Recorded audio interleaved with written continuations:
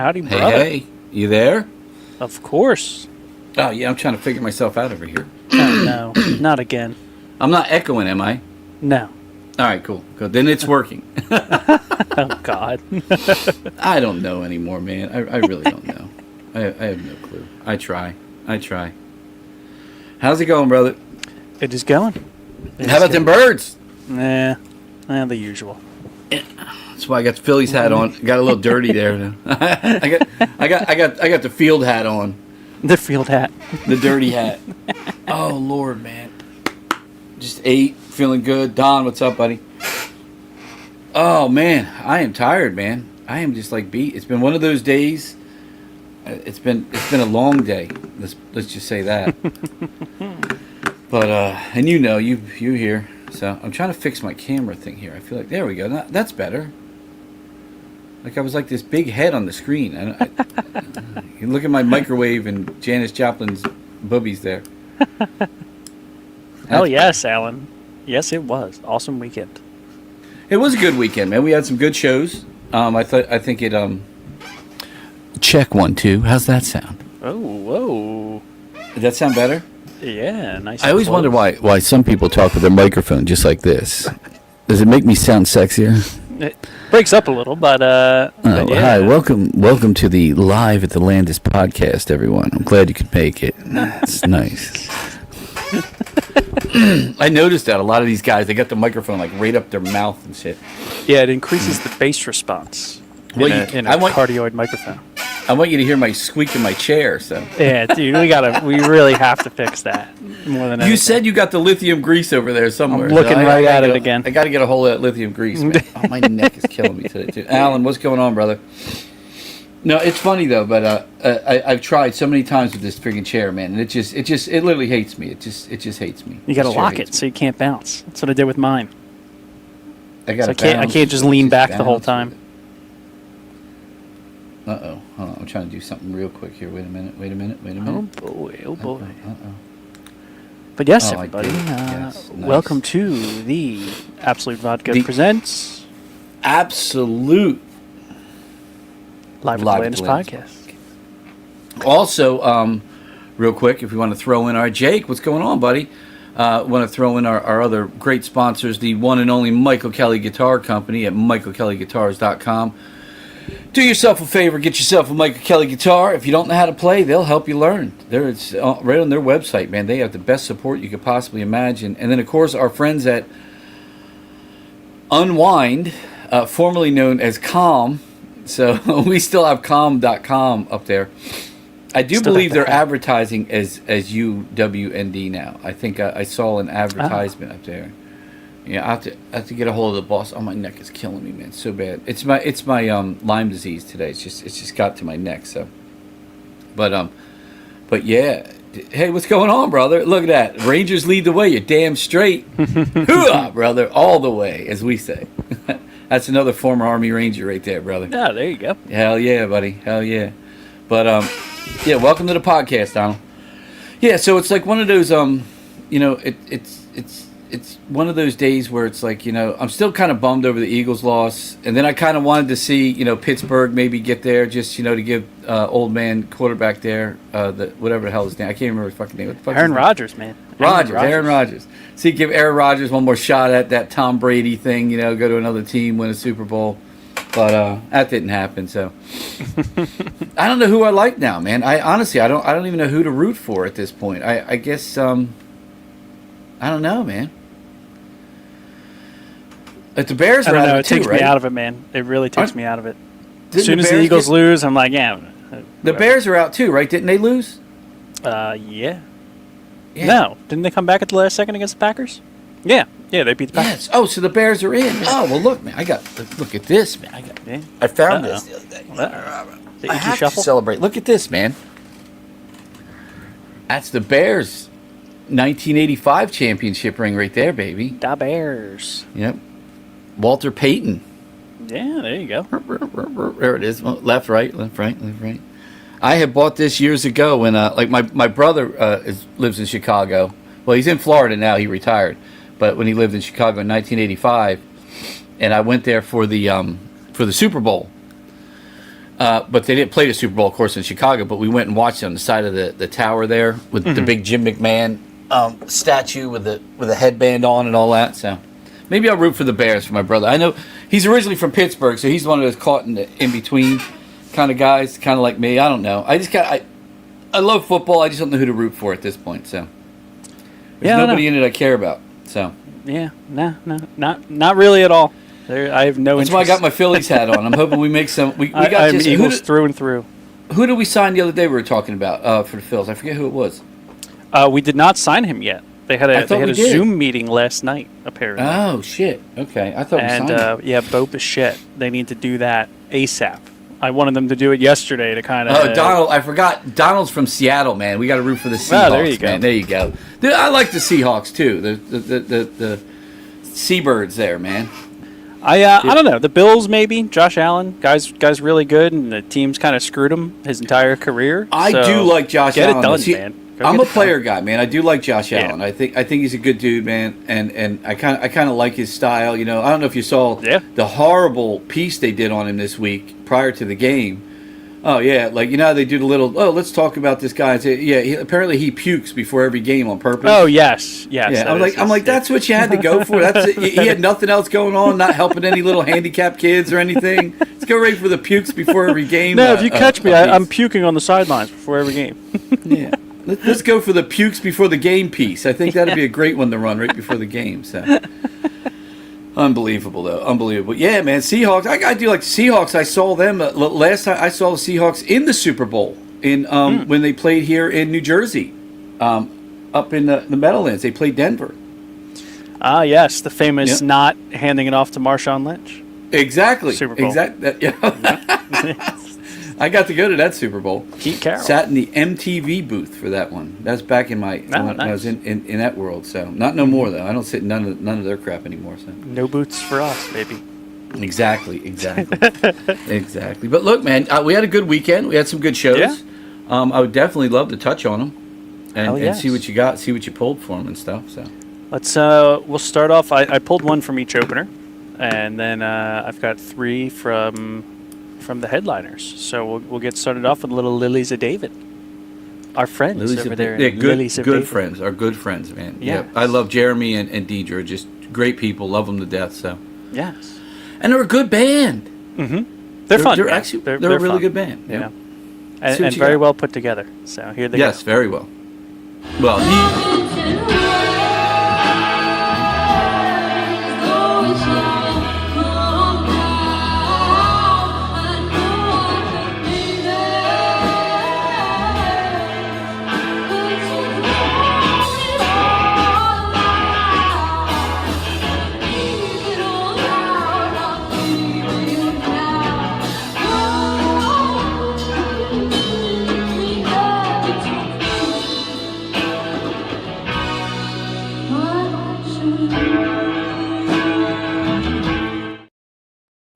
hell yeah. Love that song. Just love it. And I just love them. Like I said, I love Deidre to death. She's such a sweetheart. And, we've known her for a long time. And Jeremy, and it's just, I don't know. They're good people, and I love to be able to give them an opportunity. And I can't wait for them to play on the upstairs stage in that venue. Hell yes. So it's gonna be great. Again, good people, good band. Got to get their rack situated. I'll help Yeah, them with well. And it's funny because, it's confusing as hell, man. One of the things I love about Jeremy, especially as an artist, he's very anal. Which is why the songs sound so good. When he's producing them and they're putting them together, he makes sure everything is right musically. But when it comes to that technological side of it, it comes to the tech side, he needs a little help, I think. Yeah. And and the funny thing is, backstage, I was talking to him. He's like, he had it together, man. He goes, "Oh man, he had this tiny little, like, mini laptop. I didn't even know he made one that small. Yeah. Did you see that little thing? Yeah. He had a little mini laptop. He had the whole. He goes, all I need is a left and right. I just plug me in and we're good to go. And then have 45 minutes into not starting the show, I'm like, dude, we just gonna have to either boot him or do something here. So. Yeah. But, and you need a printed out list of where your stuff is coming from. Because trying to do it on your iPad that locks every 2 seconds is it's not possible. Yeah. But we'll get them straight. We'll get them straight. No. And like they still sounded good, great. So good people. They sounded phenomenal, man. They really did. He was so like nervous that it sounded horrible because he couldn't hear shit in his in-ears. Yeah. So, yeah. But yeah. They need their own mic package if that's how they want to do it. Exactly. It's, trying to get our stuff my beard's into coming it, in, and it's I gotta shave it right. It's all mine is shadow. the longest it's been in a while because my shit's packed in a box somewhere. I know, I got this weird shadow going across my face over here, see? But, yes, and then, let's see, we got started off with a little Nixon Time. Yeah, they're great. They were great, man. Heck Dude, they were really, really good. I mean, literally blew me away. I had no idea they were going to be that good. And I even said, you know, we had that Gold Dust Woman band in, you know, and they jerked their chain there, and I really don't give a shit. And I would literally tell anybody who is a venue owner, do not bring that band in. So they're absolutely, they will break their contract with you. They're total scum. And if we weren't moving in the direction we were moving, I probably would have done something about it. But at this point, I really don't give a shit. And then we brought this band in and blew them away. I always say, man, everything happens for a reason. You know, they say that first came from one of my favorite people, Marilyn Monroe, said it years ago, and it's one of my favorite sayings, and I believe God has a plan, and do. That's it, man. That's where I'm at. And it brought her, and they sounded fucking fantastic, man. Yeah, they were my favorite one by far. Yeah, and that kid with the sax was amazing, dude. Love it. Let's see what you got. But here's a little You Make Lovin' Fun to get it started off. Oh, talk.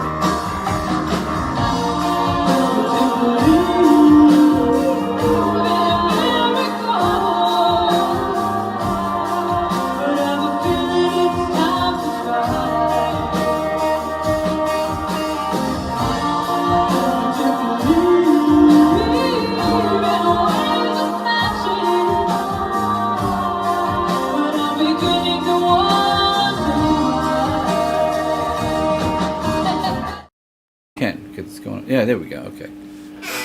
I'm talking to myself. Yeah.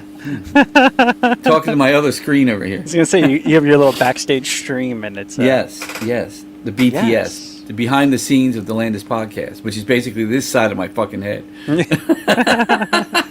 Yes. But then, nobody wants to see that, trust me.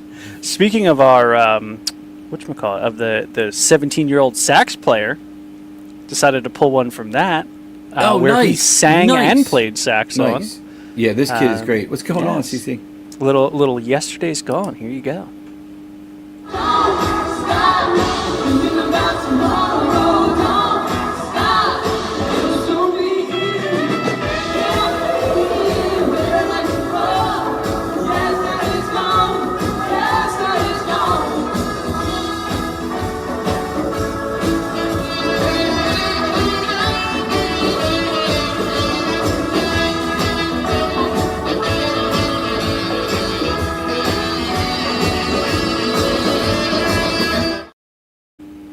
Hey, that was a good one, dude. Yes. Dude, I love that band, man. Hell yes. And then we'll do, I got one more, and it's a little Gypsy, my favorite of her songs. It is a great tune. I think that was wasn't that off her first album or first solo album, I believe? First solo album, yeah. Yep. Here we go.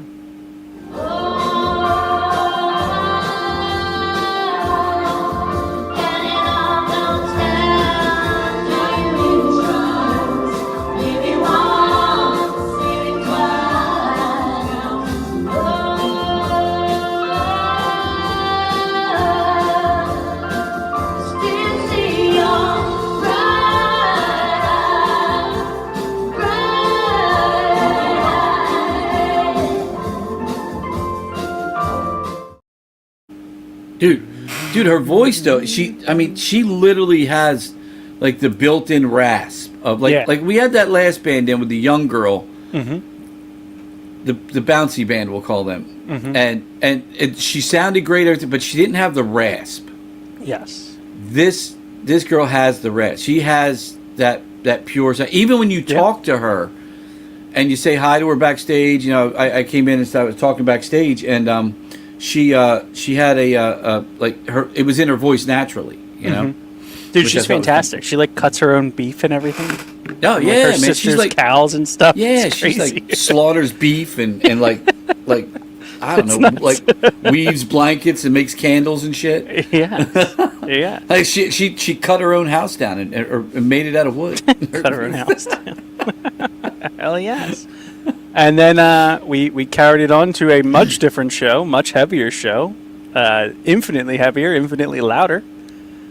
Fire from Olympus. Oh, Lord, man. Yes. The boys in Obey Your Master. Obey Your Master. Some of another dear friends of ours, man. I love, man. I love it, man. T-Bone and Fan, man. Just good people, man. Good people. Yes, dude. Fern plays the bass like no other. He reminds me of somebody. Who does he remind you of? Is it... I don't know. Is it Flea, I'm thinking?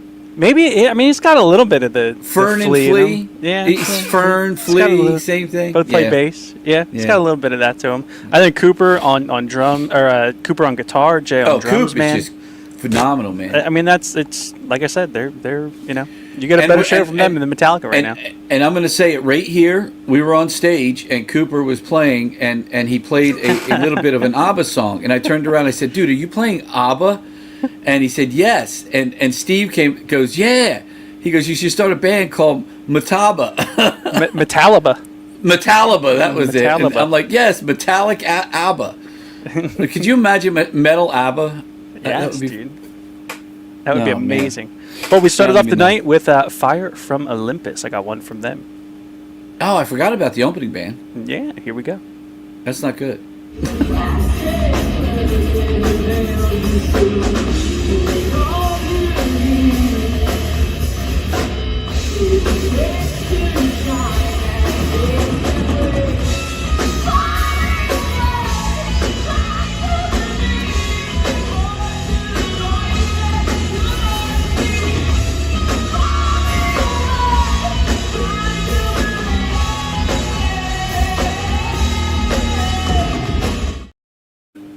Nice. Yeah, I totally forgot about the opening band. I'm not going to lie. Heck yes. And then I've got 3 from our boys in Obey Your Master.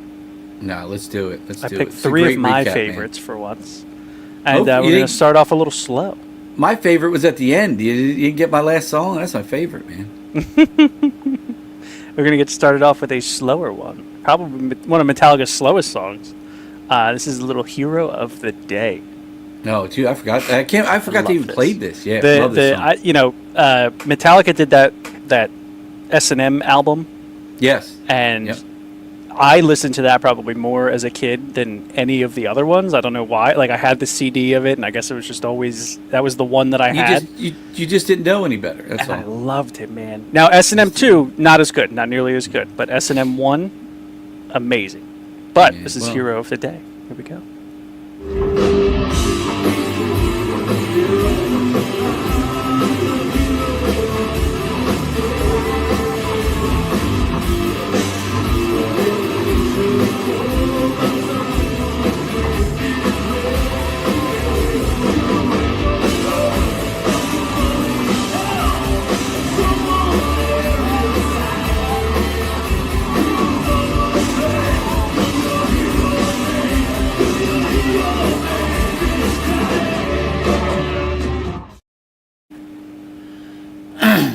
Great. Fantastic stuff, man. I love that song.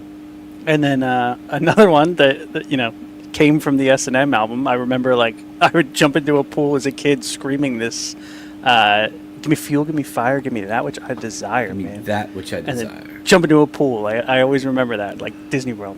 I did that. We listened to it the entire way down. That was, like, the only thing that was in there. Geez, I don't know. I was in my Viper, like, 4 to the floor going listening to that song, man. I think that's right when the Dodge Viper. I remember playing that in my Viper when I had it. When I got my first car, that was probably one of the first songs I ever played in it, and then was flying down the road. Yeah, but dude, I just remember putting that in the CD back then, and just fucking, dude, that Viper was nothing but pure speed, man. It was pure speed. But yes, here's a little fuel.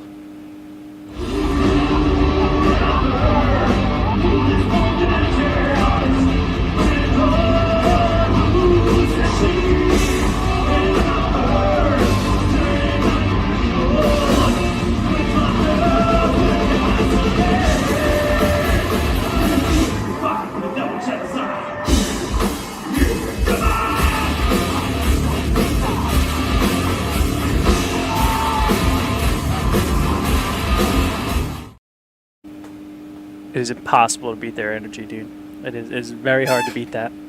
Ryan's in the house. What's going on, Ryan? Talking about a great guitar player. Absolutely. And then Joe Morrison, a great drummer, from what we hear anyway. And then one more from that night. I got a little sad but true. Sad but true.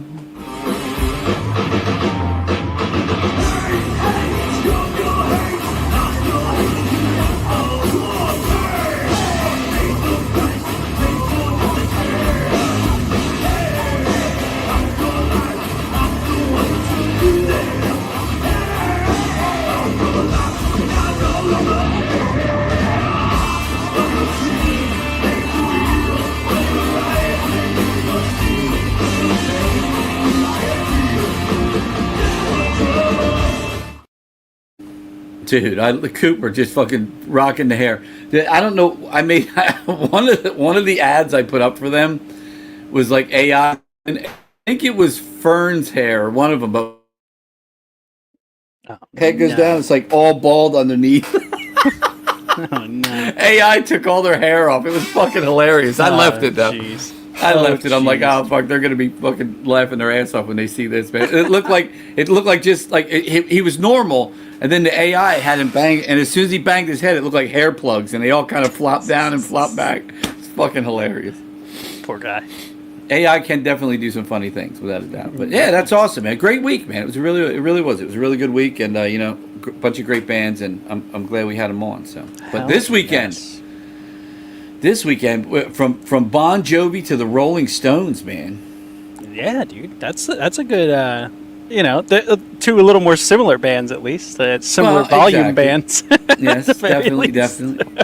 Going from Stevie Nicks to Metallica is tough.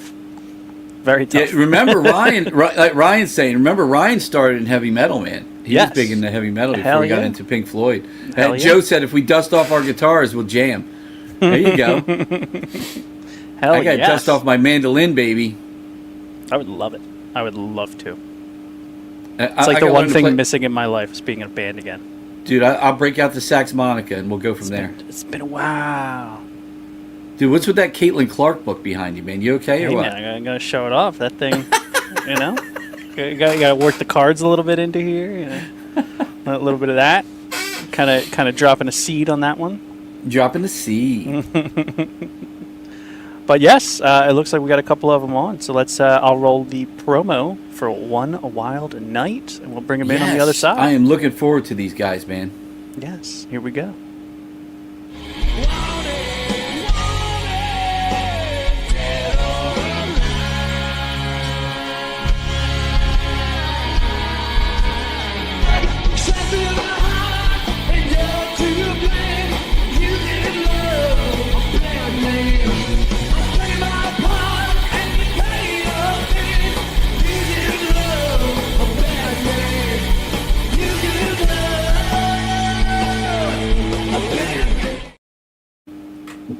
You give love. I give love a bad name. That's for fucking damn sure, man. What's going on, gentlemen? Can you hear us? I can hear you. Excellent. Welcome to the Absolute Vodka live at the Landis podcast. It's nice to have you guys. Thanks for having us on. Oh, dude, I'm excited. I'm excited for the band, man. I watched some video online. Watch some stuff you guys sent over.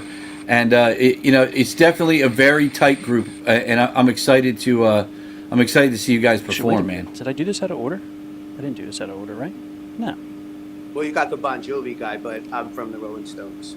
Oh yes, yeah. Cut out. All of a sudden, I don't have anything. Hold on a minute, Rick. We'll come back to you here. Sorry, I thought I was going Rick, crazy. We'll be right back. We were talking with Mark over here. We'll see you in a minute, Rick. Yeah, all right. Oh, there we go. Mark, Rick was stomping on your territory, bro. That's so good. Listen, man, I've heard great things about the Landis. I can't wait to get down there to play.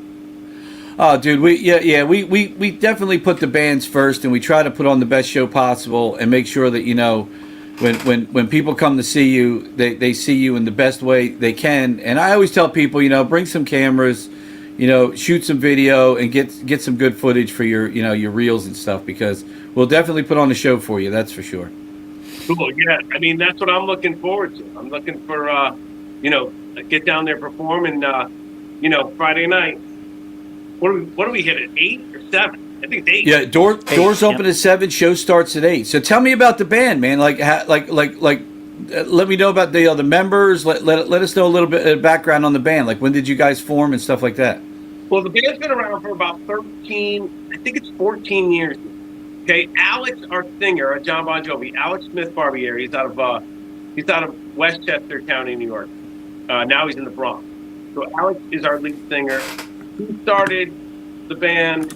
I got in it like a year afterward. Our keyboard player, I'm the guitar player, I'm the Richie, right? Keyboard player, MJ Viacunis, he came in around the same time, maybe a little bit before me.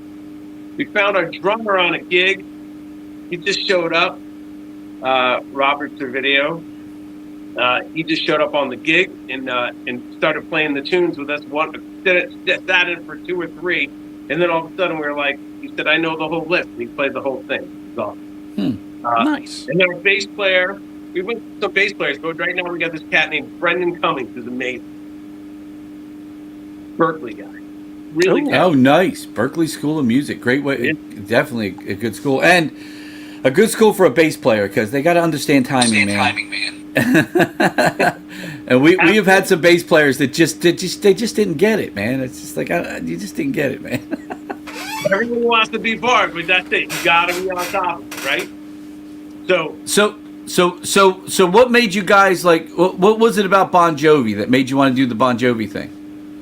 Well, I mean, first of all, you got great tunes, right? I mean, I love the licks. I'm a guitar player, so I love the licks, right? I love the blues stuff.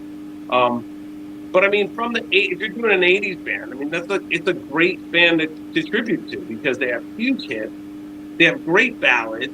Yeah. All stuff we remember. I mean, when we start going, we're like, I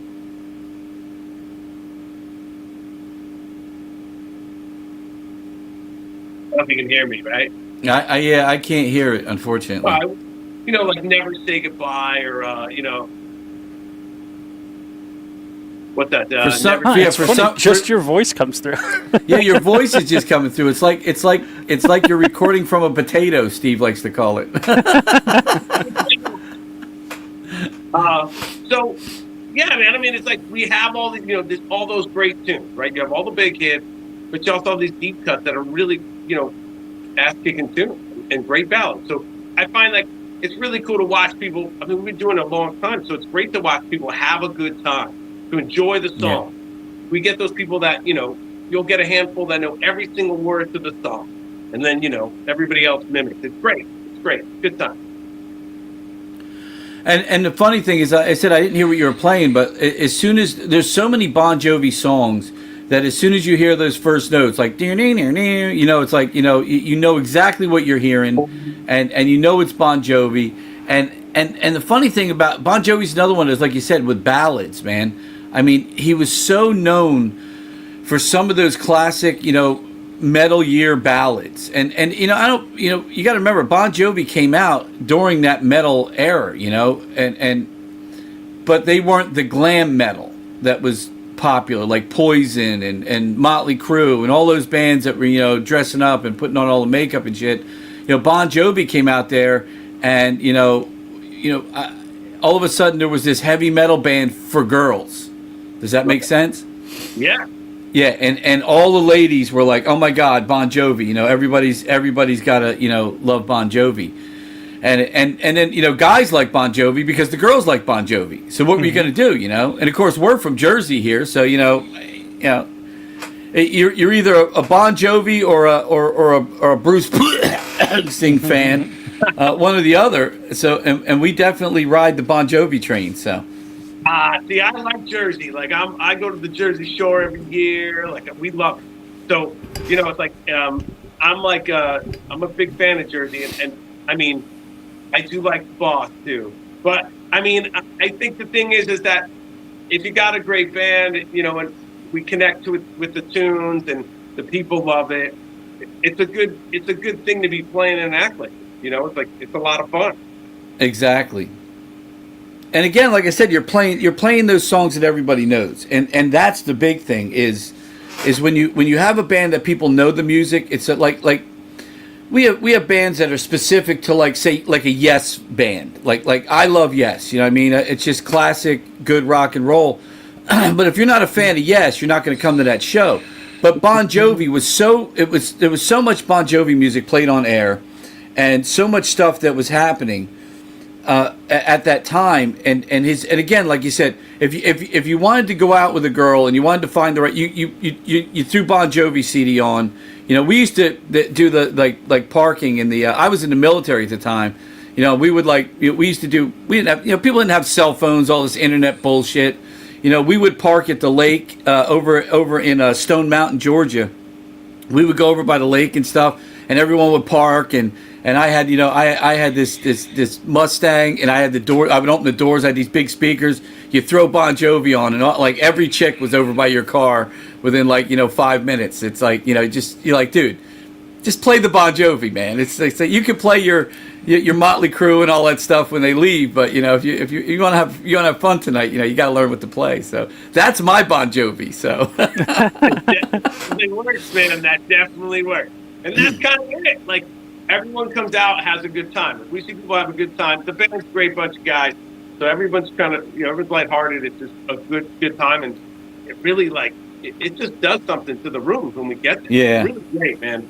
We have a great time doing it. Hey, and Cassie. people enjoy it. We've been doing it for so long, Yeah, and that's a good thing. And that's the thing. You got to keep it going, man. I saw, just keep the conversation going. I got to tell you my Bond. So the first time I saw John, I knew. So when he recorded his first album, it was that my uncle was in the recording business, and he recorded it between New York and Philadelphia actually. And my uncle was in the business. It was part of recording the first album. And there was a radio station, YSP, that I think he turned the potato off and on. There was a you remember YSP, Steve? Do you remember YSP? Yeah. Well, when it was YSP, not when it was. Yeah, absolutely. Because it's talk radio now, like sports talk radio. That's what WIP is now. Yeah, but they used to have a raft race every year. It was the WYSP raft race, and I think it was called Olympic Lakes where they had it. Yeah. And Bon Jovi, like my uncle's band played there, the Hooters played, the A's played, and then the one year Bon Jovi played. And I mean, you're talking a stage that was like they pulled the stage in with a pickup truck. You know what I mean? Yeah. It wasn't like some big stage. It was, nobody knew who the fuck Bon Jovi was. But we all loved him, and he was a New Jersey dude, so we all thought, this dude was great. You know what I mean? Right. Oh, dude, WYSP was the shit, man. I'm trying to see the comments over here at the same time. But that was the concert where WYSP offered everybody, because you're there for like 3 days and 2 nights, and everybody does this raft race, and it's like you build a raft out of whatever the hell you want. We built a raft out of a Volkswagen body, and then we put beer kegs as where the tires were to keep it floating. Yeah, I mean, it was the greatest thing ever. But the problem was trying to steer it and get it moving. We should have put a rudder on the steering wheel. Oh, it was heavy, dude. Heavy was the word, man. And you had 2 guys in it and a lot of beer. So it was one of those things where you're like, dude, this is. But they were giving away YSP T-shirts for everyone that would come up with a bag of trash. Dude, they had a pile of trash 2 stories high, probably, I don't know, as wide as a semi-truck. It was this enormous pile of trash, and everyone's in line. They're bringing their trash back. They ran out of shirts. Biggest mistake they could have ever made, man. Everybody who didn't get a shirt went back and started ripping open trash bags, man. It was unbelievable, dude. They called it the YSP riot at the Olympic Lakes. I'm like, dude, you don't promise people T-shirts and run out, man. You just can't do that, man. But it was funny, man. But I mean, that's one of the things I love good about this is like, we play a theater, but we could also play a smaller place, or we play a party or whatever. You know what I'm saying? Like, yes. We've done some really cool things. I mean, last year we did 2 private parties, one in Westchester, one in North Jersey, like the same day. We had a whole movie. People were just, we had like 10 people on the gig, just, moving stuff back into the vehicles, into the next spot, to accommodate, because people want us to come play and have a good time. We had a great time. Of course, And and you're a great band to have for that. Again, if you're looking for that band to have for like a party or whatever, man, and you're like, dude, I'd like a good tribute act. There's nothing like Bon Jovi, Foreigner, grabbing a band that's got like all those hits that everyone loves, and you're not going to piss anybody off. You know what I mean? Yeah. Because everybody's going to be like, oh, I love that song, man. Yeah, it's Bon Jovi band up there. And it's crazy because, if you have an Ozzy tribute, you have people that don't like Ozzy, but Bon Jovi just, I don't know, when you look at like Wanted Dead or Alive, he's got that country bit of a vibe to it, that guitar country, and he's got like hard rock, and then he's got the ballads, man. I mean, Bon Jovi was like the king of ballads, and they were the best. He did the best. And then he has the what's the one he did for the movie soundtrack? For Blaze of Glory. Blaze of Glory, yes. Yeah, that's it. Yep. With Jeff Beck plays the solo on it. Mm-hmm. What was the movie? It was Young Guns. Young Guns. 2. Young Guns 2. That's right. It was the second Young Guns. That's right. And yeah, I don't remember. I don't even know if the first one had a theme anyone would ever remember. But again, Blaze of Glory the song was 10 times better than the movie. So. Yeah, right. So good. We'll probably play that one on Friday night too. Dude, you got. Look, Bon Jovi's one of those bands. Like we just had Obey Your Master come in with Metallica, and they played some deeper Metallica. And people that you come to see Metallica, you love Metallica, and if you hear those deeper songs, you're excited to hear that. When it comes to Bon Jovi, you just got to play the hits, man. Nobody cares about those couple B-side songs that no one's ever heard of, and he's had so many hits. You can easily do 2 shows in 2 nights and play everything, and play different music. It's crazy. There's a lot of Bon Jovi music. You're gonna know it all. That's the best part about it. People come and they're just like, they're like I said, if they don't know the words, they're mimicking along, right? And they're just making it up. It's a lot of fun. We have a lot of fun. It's really cool. But listen, I'm jumping off. I have to run, but I'm gonna see you guys on Friday night at the Lamp. Absolutely. Let us play your. We're going to play your teaser one more time. Okay.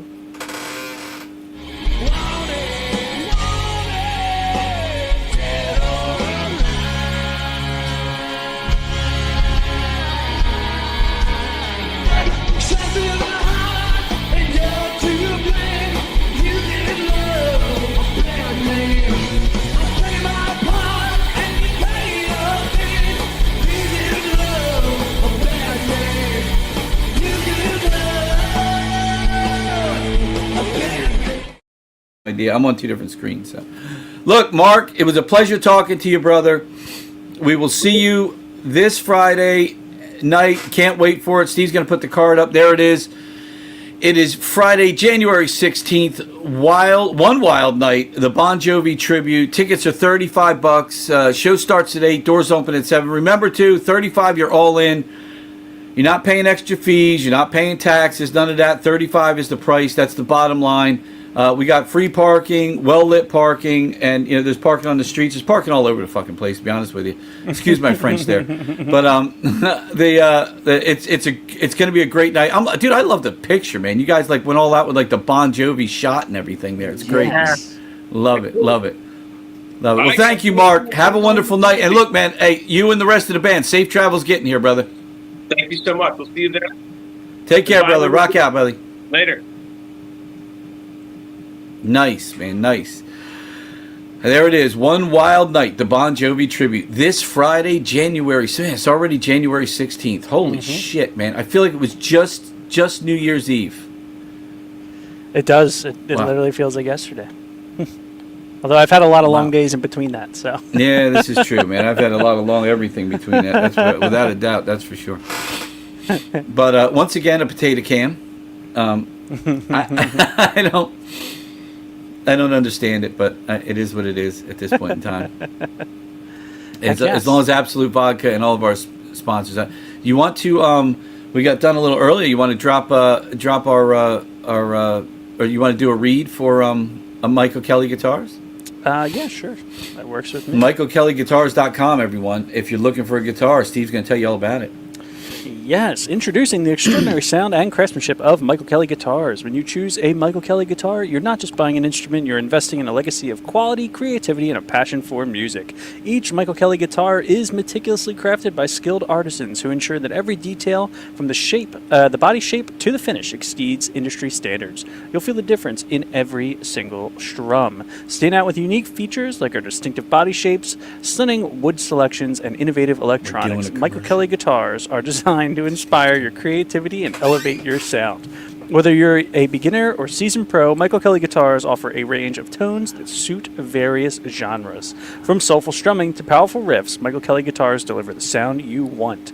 Choose a Michael Kelly guitars and experience the perfect blend of quality, innovation, and value. Play with passion. Play with purpose. Play a Michael Kelly guitar today. At michaelkellyguitars.com. Oh my god, dude.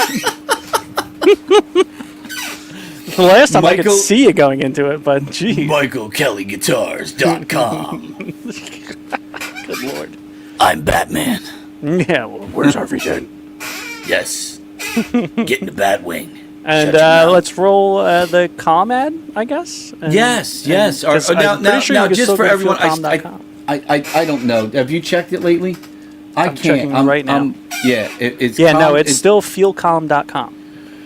All right, so it's still feelcalm.com, but they have officially changed their name to UWND, which stands for Unwind. So if you're looking for them, what is it? UNWD? Yes.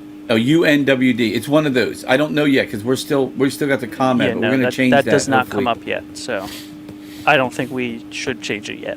No, I'm gonna. Well, you know what? I will reach out to James tomorrow if I can remember.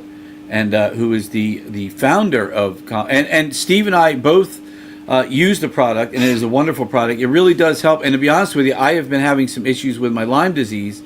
It's been bothering my neck and my fingers, and Calm is just absolutely amazing for it. And I am out of it, which is why, now that I think about it, why I'm probably having some issues today.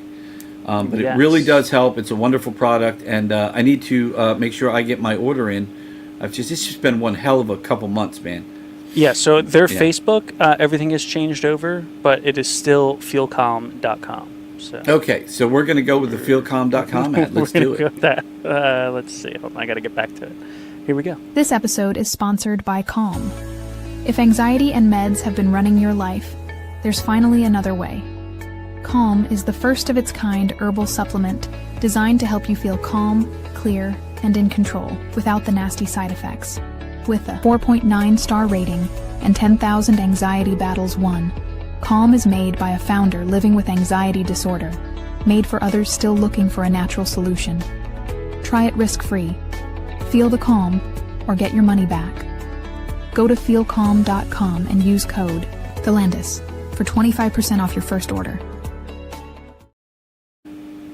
That's 25% off your first order. Use the Landis as your code there, and stick it in. That still works. 25% off your first order. So, yes, that's awesome, man. I'm glad he's still going. There was a conflict with the name. I guess there was another product out there called Calm. So he went through a battle, but I do believe he's kind of changed everything pretty much over, except apparently the website. Man, I have this weird shadow that's running right across my face. Watch when I turn. Ready? It's like, I don't know what's going on here, but gotta get you a studio light in there. I have studio lights. They're in the other room. I know. Wait, there you go. Whoa! Did that help? That made it worse. I was saying, until your camera probably balances it out. That's the problem. These cameras, dude, they're too smart. How's that? They're too smart. You can't do all the filmmaker shit with them these days. Is that better? No, you look like you're being interrogated. I am. No, we're doing the interrogating. Come on. Oh, you know what it is, too? I got my lights, way down. That could be it, too. Oh. But it's just this weird shadow coming on me. I think it might bounce off of your very white desk. So that could be it. That definitely could be it, too. Yeah, I never thought about that. Yeah, there you go. Look at us. I'll get a white desk and I will paint it black. Yes. Speaking of the next band that is coming up. Yes. Feelcalm.com. It works. Ladies and gentlemen, use it. It's, of course, our wonderful sponsors at Absolute Vodka, Michael Kelly Guitars, and Feelcalm.com. Feelcalm, also known as UNWD? Yes. Unwind. Unwind. UNWD is their new. Yeah, I guess I could change that, but I guess I have to leave the website. Yeah, I don't know. Yeah, well, like I said, I will. I think we should change it up, and I'll talk to James. Yeah. See what he's got. See what he's got to give us for that. Heck yeah. I mean, I can still. Their logo is on, like, their Facebook is changed over, but everything is still Feel Calm. Al's on. We got Al on. We got Adam on tonight. We got all kinds of good peeps on tonight, man. Heck yes, man. The whole world. Ernest. Wait a minute. Ernest said he saw Bon Jovi at the Boardwalk Hall in Atlantic City, and then. And Cinderella, another Jersey band. You know I was going to say, don't miss out on the last part of that. Yeah, the Liberty Best Bell, concert ever, 100 to 1 girls. Just what you were talking about. Dude, that's what it was, man. Yeah. But it's not his music. I think that the thing about it is it wasn't like there's a lot of, like, chick bands that that it appeals to them, and it's like, dude, you just suffer through it, But Bon Jovi, it was at least listenable. Like, the songs were good, the music's good, so like you put it on, and it wasn't like you were suffering through the damn thing. You just threw it on. I will tell you, and I'm not that guy anymore, but back in the day, you're that ladies' man kind of guy. I'm in the Army. I got abs on my abs. I got freaking cuts on muscles, man. I got the thing.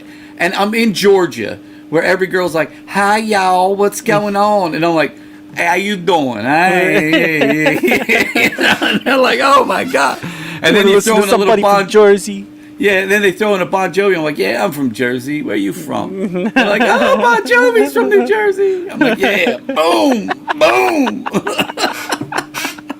But I mean, like I said, there's a lot of that stuff that came out in the '80s. You're like, "Oh my God, what am I going to put on Tiffany right now?" Like, no, it's true. It's true. It's true. Put on a little Bon Jovi, make everybody happy. My good friend Debbie Gibson. We put on Debbie, but nobody. You're not getting a girlfend with that, man. No, they're questioning Slippery when. Welcome to the name of the album, Slippery When Wet, Joe. Yeah. Come on, man. Oh no. Wait, what's going on with Rick back there? All right, there he is. I see him. He just waved his hands. I think we're good to go. If you want to transition. Yes, it is 7:47. Let's bring them on, man. Let's bring on. Here we go. We got a little promo for Well, All Right. Well, all right.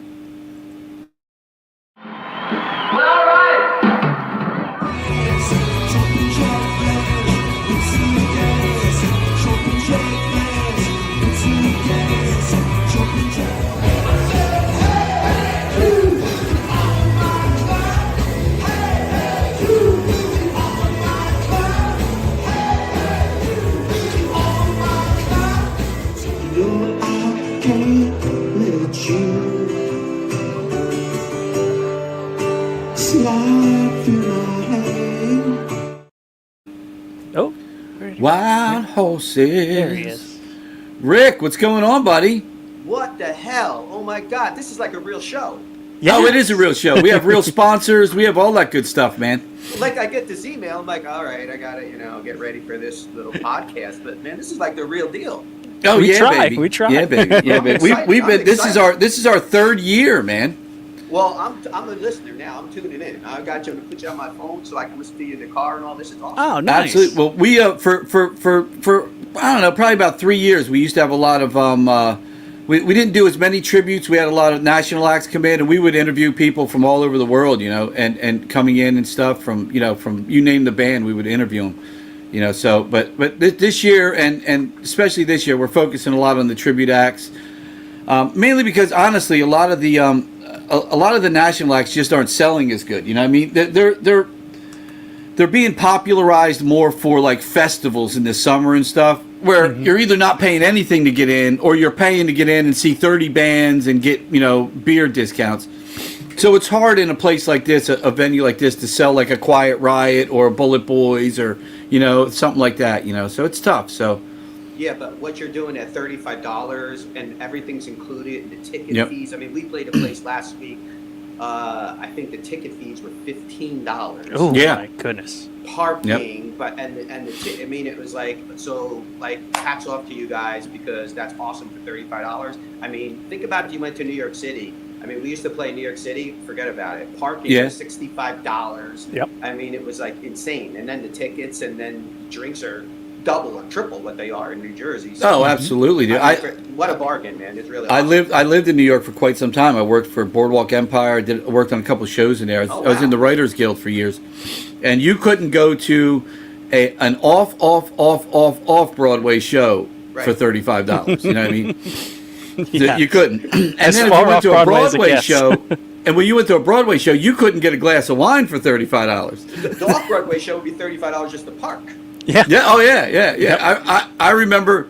I forget what show it was. I took a girl on a date, and we went to the show for the first time, and she had just come to New York. You know, she was like, you know how it is, especially when you're in New York. You know, the girls that are first coming to New York, they're all looking for somebody to meet. And you know, I'm on a movie set, and I meet this girl. I'm like, yeah, let me take you to a show. So I get discounts because I was in the union. And she's like, I'm like, what do you want to drink? And we're in the back, and she goes, can I get a red wine? I'm like, yeah. I said, red wine, and I forgot, I got a beer or whatever. And the guy's like, that'd be $120. And I give him the money, and this girl's like throat went. She's like, holy crap, man! I said, yeah, that was your wine. My beer was 20. Yeah. Well, my bass player, we did a show, not with this band, with another band that I was in. I don't know if you remember the band Thor from back in the... Yeah. Yeah, I was in Thor. So... wow, that's awesome. Yeah, we did a big show in New York City at the Highland Ballroom. And it was just a one night only. I mean, we brought in the chariot, the pillars, the videos behind us. It was like, we said, we got to do this one show that we kind of worked on way back when, and then we lost the, we fired the manager and everything kind of fell apart. But we said, we got to put it together. So we put it together, and we did it in New York. And the bass player that night, he says to me, he goes, I think he made $250, but he said to me, because my bar bill for my family was $400. No, yeah. That's New York, baby. It's that way. Well, let's just say, and not to be political, but I have a lot of friends that have left New York now and are leaving New York now, and prices are going to drop real quick, real soon. So, if you want to go to a Broadway show, next year's the time to go. The last time I was walking through New York, I was walking through the Italy, and I'm walking by a basket of apples, and the apple was about a 1 pound apple, and it said $4.99 a pound. So that one apple was $4.99. Yeah. Oh, that's a big ass apple, man. Well, the big apple. It was like an average size apple, but I mean, just oh my God, are you kidding? So anyway, but that's great. Great show. I really love it. I really do. Absolutely. Well, I'll tell you what, man. I'm a huge Stones fan. So I have been listening to the Rolling Stones since I was in the womb. I mean, I literally love the Stones. Probably the one band I've seen the most. I think my two favorite concerts from the Stones was back at JFK Stadium, I think in 1980. It was the Steel Wheels tour, and my uncle's band was one of the opening bands there. And then there was I forget maybe Joan Jett. It was the Delaware Destroyers guy. What the hell's his name? George Thorogood. George Thorogood. Yeah, George Thorogood. And then and I love to say it, then Journey. Journey was probably without Steve Perry. No, this was 1981, so that was with Steve Perry. Okay. Yep. So, but Steve Perry was getting bottles thrown at him because the second song they started, he got on the grand piano. You just finished with My Uncle's Band That Rocks. You finished with Joan Jett. You had George Thorogood, and then you bring out Journey. Yeah. Nobody wanted to hear Journey. They played like three. There was 90,000 people there. 90,000 people in JFK Stadium. Yep, I remember the headlines the next day. 90,000 people. The Rolling Stones played at 90,000. That was 2 nights. They sold out 2 shows. I went to both. They sold out 2 nights. 90,000 people.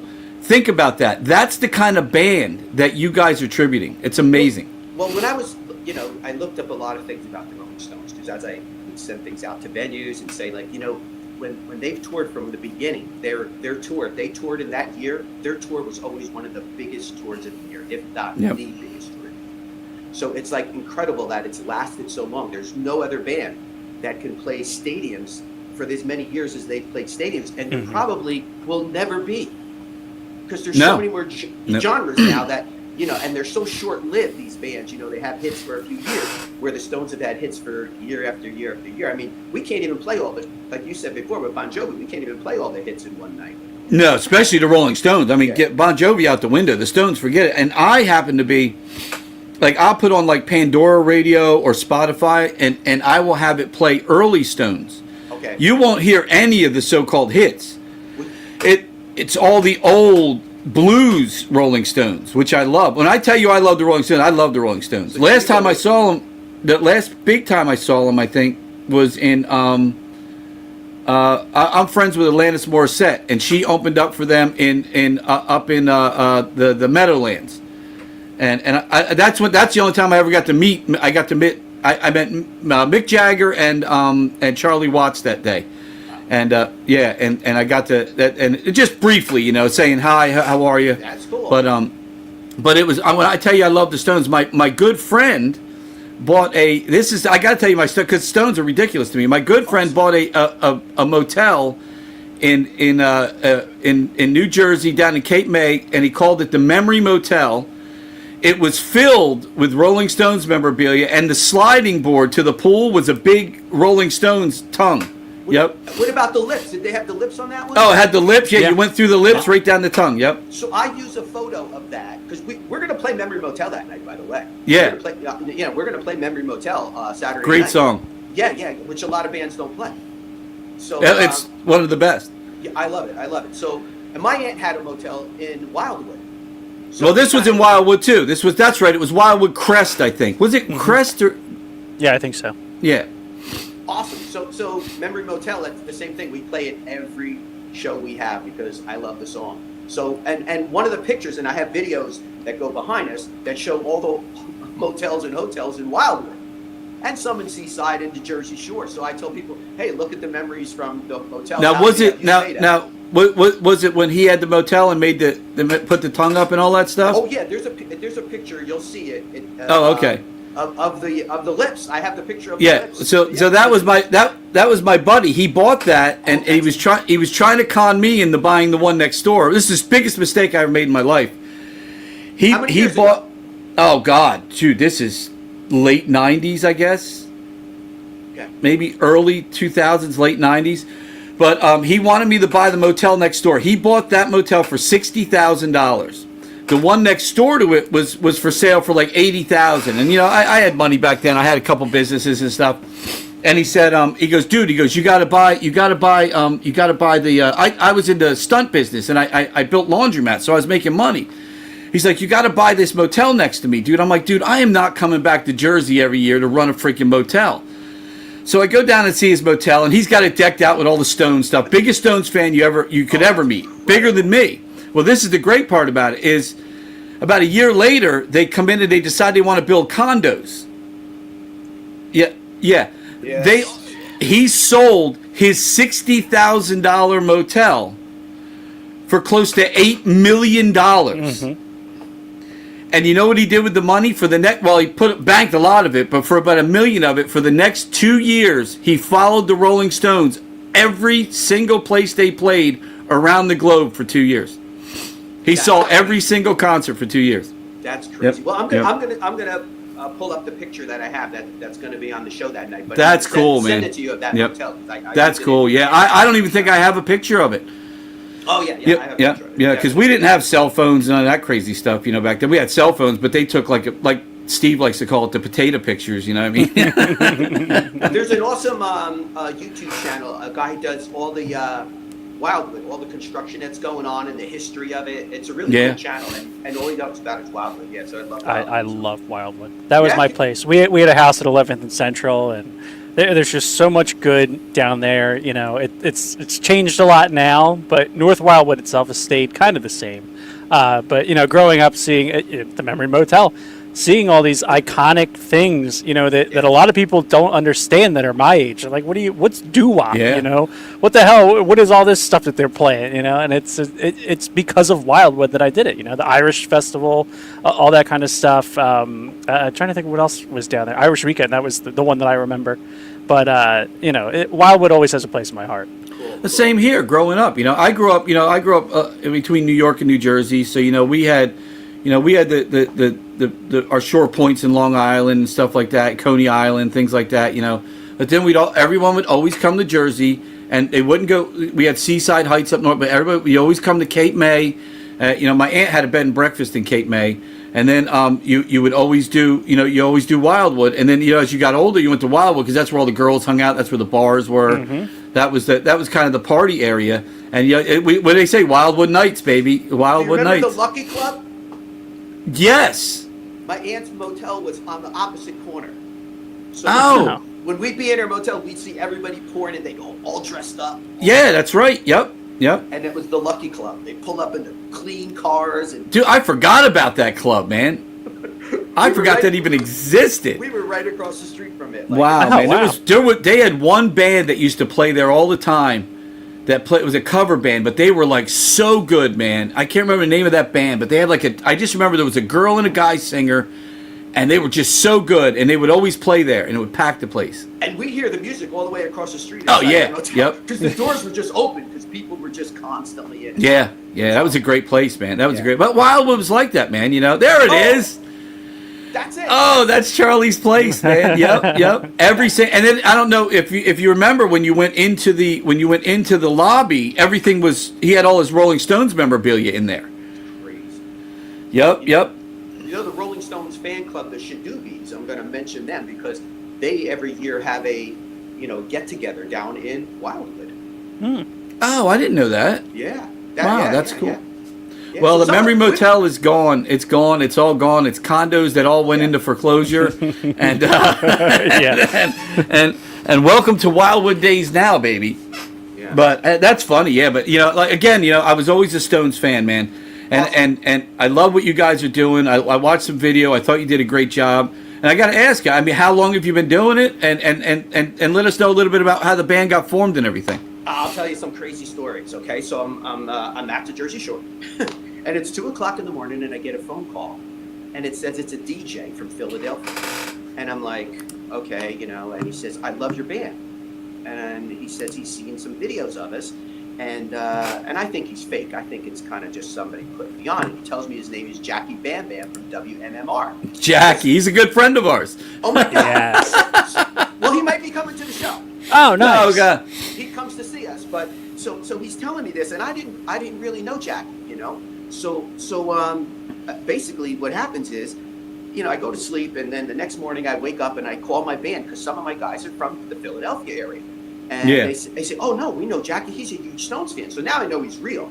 Oh yeah, he's huge. Yep. Oh yeah. So now he's doing a meet and greet kind of thing, and I show up there and I meet him and. He starts coming to our shows and he's giving away prizes at our shows. He comes up on stage and dances with us. So we formed this kind of great relationship. So, and he's down in that way. So, hopefully he's going to come by and he'll come up on stage with us and at the show. Oh, I'd like to see. I'm going to have to text him and see if he's coming by. Awesome, yeah. And then, so then about a couple days later, I get another phone call. And again, I think it's fake because it's the Meadowlands. And the guy says to me, he goes, we do a thing called the Tour Next Door, and we've been searching the internet for a Rolling Stones tribute band, and we found you guys, and we want you to come play the same night as the Rolling Stones. And I'm like, I know this guy's going to be looking for me to give him a bond of money or something like that, because this, it's not like so. Anyway, it winds up being real, and they book us to play. They wanted us to play Thursday and Sunday, the 2 times the Stones were playing, but it was kind of like we couldn't do Thursday, but we did Sunday. But what happens is they wind up, the American, there's Jackie. There's Jackie. I love that guy, man. So 90 feet tall. So then at the Meadowlands, inside the mall, that's our show, all over the Meadowlands, the Jumbotrons all outside the Meadowlands. Oh, neat. Now, this is when the Stones are going to play there. So they're there Thursday and they're there Sunday, right? So they're pulling up to the Meadowlands on Thursday, and they're seeing not the Rolling Stones. They're seeing, well, all right, on all the Jumbotrons, all over the parking, wow, all over the parking lots, all on the highways. It all said, well, all right. So we start talking, and and my guitar player, and I says, his name is Vince. I said, Vince, what if they show up? Because we're literally going to play like the tailgate party, but inside the mall. Right, so people can come before the show, hang out, and then just walk across the parking lot. Don't even have to park their car again. Yep. This way they can get there early. So he says, what if they show up? And he goes, oh yeah, we'll have to come up on stage, right? So we're going like, yeah, but then we can't be on stage because we don't have to. So we brought like extra guitars in case they showed up. No. Of course, they didn't show up. But what happens is then, I just got stuck there's with more. you. Look, all over the mall. It was all over the mall. So Monster Energy drink gets behind the show and now promotes the show. So you got the big Monster was all over our stage, the Monster emblem. Oh wow, yeah. And then I post this video. You can check this out. I see these 3 young girls. They're singing "Gimme Shelter" while I'm singing "Gimme Shelter." They're like, 15 years old, and I'm going. In my head, I'm singing, but I can't concentrate because, how do they know this song? They're singing and dancing. I jump off the stage, I grab them by the hand, I pull them up on stage, and they're singing the whole end of the song. Oh, and wow. and I'm just holding the mic and they're That's singing. awesome. So I post that video. Actually, I don't post like whole videos of songs, right? Because I think I get kind of bored. I want to be at the energy. I don't want to watch somebody else's energy, right? So I put this video up, and I only put a minute of it up, and they're singing "Just a Shot Away, Just a Shot Away, Just a Kiss Away." They're doing the whole thing.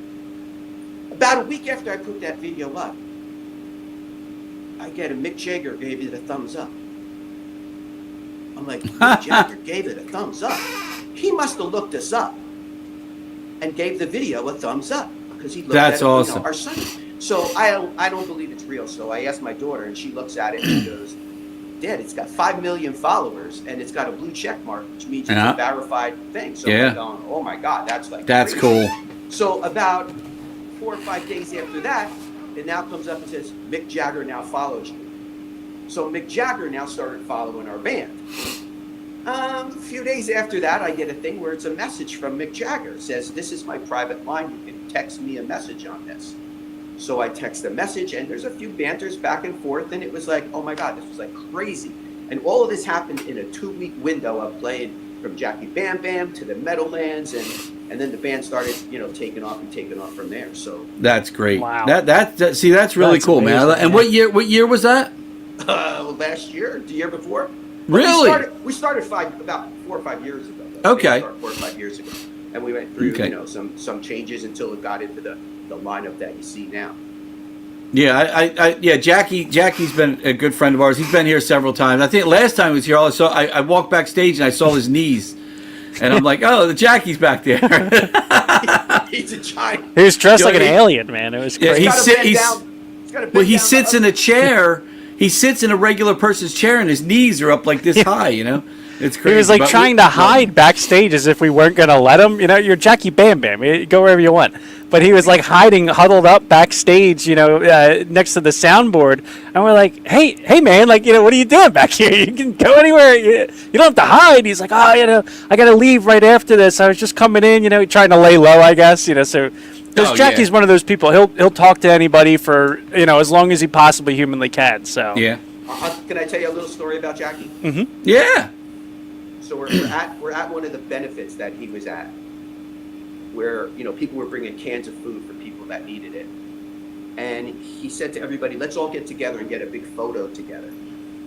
So everybody kind of gets together and everybody gets in a photo, except this one girl. She's standing off on the side. She was kind of shy, and kind of waved her over, but she didn't want to come over. So, he kind of said in my ear, she goes, oh, she's kind of shy, she feels. So I said, all right, so everybody gets in the photo and they take this big photo and everything like that.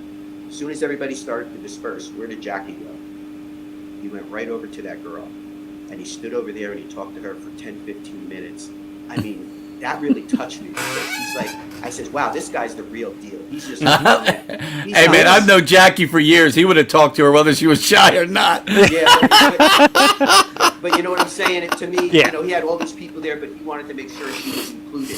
And then she came over and she joined the rest. Jackie's got a great heart. He really does, man. Yeah. He's a really good human being, and he's a great radio DJ. Mm-hmm. Oh yeah. So and like I said, he's been a good friend of ours for a long time, and like I said, good people. I think the last time I physically saw him, we were at Styx, Steve, right? Yep. We were at the Styx show, and we were hanging out. Awesome. But last show we did down in that area, he calls me up and he says, hey, I'm going to have you on the air in 2 minutes, so just get ready. And I was like, what? And so, and all of a sudden, he clicked over and he had me on the air and he interviewed me. So you never know when he's going to call up and. That's true. When we get off, I forget what time he's on now, but I'm going to text him and see what he says, and I'm going to tell him, "Yo, man, get a hold of Rick and shout us out a little bit." So that'd be pretty cool. Awesome. That'd be awesome. So I heard you mentioned Painted Black before, right? Is that one of your favorites? Love it. Yes. Awesome. Because guess what? First song on the set list. I'm going to just give you a little hint. Like I said, dude, my favorite Stones are songs no one even knows. It's all the early, very bluesy Stones. I mean, that's where they came from, that blues rock background, Sure. And then, they got into, and then they did what every band does when they got into the 80s. They did their 80s album, which was Start Me Up, Then all of a sudden, Stones were great classic rock guys, but now all of a sudden in the 80s, they did that album like everybody did, and all of a sudden Start Me, and everybody was a Stones fan. Crosses over everywhere. Yep, exactly. And that's what was a big thing about the 80s, is it brought a lot of bands like David Bowie. And, unfortunately, I think the one band I always say it didn't bring over was Aerosmith, because they did an album that just fucking sucked. And then they came back with another album, the one with the cow on it, and then that was a little bit better. They had 2 careers. Yeah. Mm-hmm. Oh, they did. And the thing about the Rolling Stones is, and I always loved this, was there's a lot of great books out there. There's one out there called Up and Down with the Rolling Stones, which I love because it really delves into the early Rolling Stones, the drug abuse and all that shit that got them in, get up into the rising. But the Rolling Stones survived because, and I saw this backstage, is because they're a business. And when they put the band together, they built it as a business, not as a group of 4 guys playing in a band. They said, this is a fucking business. This is our merchandising. This is what we make. This is the percentage we all own. This is what after we pay everybody, this is our split. And it always stayed that way. You never got the bickering and fighting you get from bands. You never got this guy leaving. You never got this guy leaving. The only member that ever grew old was Charlie Watts. I mean, the last picture I saw of Charlie Watts with the Stones, you had Mick and everybody up front, all dressed in their rock and roll gear, and there was Charlie in his grandpa's sweater and his khakis walking behind him. And I'm like, it's like he's the only one who grew up, Different lifestyle, yeah. Well, I got a quick story about Charlie Watts. So we're playing a show down in Maryland. We had never played there before, and it was a long drive. Well, first of all, I'll tell you where all my band comes from. They come from 5 different states. Oh, geez. It's going to take us a cumulative hours to get to you, about 40 cumulative hours to you and back from where everybody lives. So I'll get into that in a second. But so we're playing down in Maryland, and the drummer, basically what happened was he couldn't make the show. So I called for a drummer down there. I said, is there a drummer down there who knows the Stone songs? And I get a call from a guy. He says, oh, yeah. He goes, I'm very familiar with the Stone songs. And he goes, I even knew Charlie Watts. And I'm like, really? And he says, yeah. He goes, so Charlie had this unique drum set. He did not get endorsed by, right? I know that, yep. Okay, so he had this wood grain drum set, right? Gretsch. Remember when? Yeah, that's right. He played the Gretsch set, yes. So remember when they had the second drum set out in the middle of the arena, where they'd go and play a little set on So he needed somebody to kind of find, those drums to match the set on stage. He didn't want a different drum set out there. He wanted one that looked the same as that drum set. So the guy, Richard King, is our drummer that we met in Maryland. He put that set together for Charlie Watts. Oh. So he's been going to the Stone shows for 30 years, since that.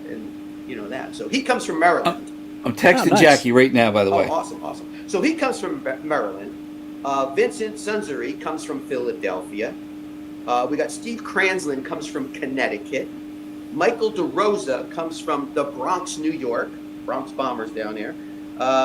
We've got John Maraschino, who comes from the Philadelphia area also. And Steve Gottlieb, who comes from upstate New York. So that's our 5 different states, and we all now we're playing. Steve, we know a few of these guys, do we not? No. I don't think so. No? They're not. I thought we had one of them in another band. No, I texted you. Oh, I didn't read text. Usually they pop up on your screen. Well, I'm text. They don't, because my screens are all I just texted Jackie to see. I don't know if he's on air or not. We'll see if he pops in. There he is. Oh God! Don't show that picture. Dude, that's like the worst picture I ever had. Dude, that's I have this shirt, man. I have a chest, and when I wear the wrong shirt, man, it makes it looks like I got boobs. It's muscles, but it doesn't look like muscles in certain. And I don't like wearing tight clothes. So last time Jackie was here, he was in some sort of like a silver jumpsuit, and it was he literally looked like an alien. He looks like an alien as it is, but he had these big like beady sunglasses on, a silver jumpsuit, just crazy hair. I'm like, you are quite literally larger than life. You know, you're the biggest person I've seen. And sometimes he has heels this big and a hat that's this big. Yes. Jackie, I don't know where Jackie gets his wardrobe from, but man, he's got the most far out like cool cat wardrobe I've ever seen. I think he said his mom makes his hats for him. I do believe she does. Yeah. I do believe. Yep. Yeah, Jackie's a great, like you said, he's a great human being, man, and we love him very much. And let's hope he comes out. I'll see what He's not always one to. I don't know what his hours are. I know they changed him. The hours make a difference, and then sometimes they book him for an appearance. So if he's booked for an appearance, can't jump. Let me tell you, a lot of times he's not booked. He just shows up places because he's like, I don't care. I don't need to get paid. But the thing is, they swing, and we unfortunately we lost the amazing Pierre Robert this year, and I think Jackie's might have been filling in some hours for Pierre in the afternoon, so he might not. He may be asleep right now. So how about Eddie Trunk? You know Eddie Trunk? Yes. Yep. Oh, he's a good friend of mine. We go back. Yep. 40 years we've been friends. Oh wow! For 40 years, yeah. Yeah. I don't know him as well, but I like I said, Jackie and us, and he's been good people for a long time. We just had one of his counterparts. We've had Don Jameson a couple times, and then oh my gosh, why the hell can I think of his name? He was literally here 2 weeks ago, and I can't think of his name. Yeah. Oh my God, this is terrible. From the metal show. From the metal show, Crank Yankers. Oh my God, I can't think of his name. Now you made me forget his name. I'm the one with TBI, not you. You can't forget shit. I need you in my life to remember shit.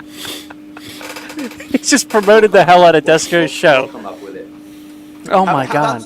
How about some other songs? How about Joe Florentine? Jim Florentine. There it is. Jim. No, Joe Morrison just said it too. There it is. Yes. Awesome. I don't know why that blanked me there. We played the Christmas party with one of my bands for them one time up at Dingbats. Oh, nice. Trunk Christmas party. That's still going on. Yeah, they have that every year. Yep. Yeah, they're good people, man. They're good people. We're good friends with Don as well, man. It's really good people, and the music industry, it's great, man. It brings good people together, and you can tell when there's certain people that are kind of on the outside a little bit, and they're just not the good people. Because the good ones, we all kind of stick together, and we kind of fall for each other, and we keep bringing each other back, no matter. Dude, I've had bands that they didn't sell great, but we just loved them so much we gave them another chance, to come in and try it again. It's tough. We're a venue that's between Atlantic City and Philadelphia. I mean, we do a production that it's gonna blow you away what we do, because we had Octane play here, and their guitar player was from what is it? Counting Crows? Candlebox. The guitar player from Candlebox is in their band. Brian. That's it. Brian Quinn. Who you think I'd remember his name? I literally was talking to him like a month ago. But so Brian came in, and he doesn't drink, he doesn't do drugs, doesn't do anything. We're at an after party after their show. And Brian walks up to me and Steve, and he goes, "Let me tell you something, man." He goes, "I've been on tour with Candlebox." He goes, "For many years, man." He goes, "We've played some of the biggest venues in the world." He goes, "This is the best production we've ever had." Awesome. He goes, "Best production we've," and I'm like, "That's the dude from Candlebox." It's got to say, something. We're doing something right anyway. Yeah. Mm-hmm. So you guys are passionate about it. That's a difference. We play a lot of places, and the owners are like, they don't care. Yep. So when we see people that are passionate about it, of course we want to play there. and that's the way. Hey, again, you're right. There it is. Oh yeah. So this is the Memory Motel video I got playing in the background. Oh, I know it very well. Like I said, I remember when Arch bought it, man, and literally tried to get me to buy the one right next door. I should have bought it. I should have bought it. There it is, the Golden Sands. That's the lottery ticket I forgot to get. Yeah. Dude, We're We're going to play a whole night of hits. I mean, that's the one good thing about it. We're also going to play maybe a couple obscure ones. We're going to play, remember Dandelion? Oh, yeah. We're playing Dandelion, and we're going to play She's a Rainbow. She's a Rainbow is one of my favorite Rolling Stones songs. Now, we started playing that song, She's a Rainbow, first. We started playing that, and we said, let's test it out and see, because we really like the song, but let's see if the people are going to like it. And it got like an amazing reaction. Like people. I'm trying to remember. When did that come? That came out probably late 60s, early 70s? I think 65 maybe. Yeah. I'm thinking definitely in the 60s, but that's one of those songs, like, it's just the whole groove of the song. Like the sha-la la la la la la, what I mean? It just has, it's one of those songs, you know what I mean? So when we edited that, we said, then we said, wow, that went over really well. Let's add Dandelion, and the same thing. Like people started to really enjoy the a couple obscure ones in there that were light and fun. Our bass player Steve plays keyboards.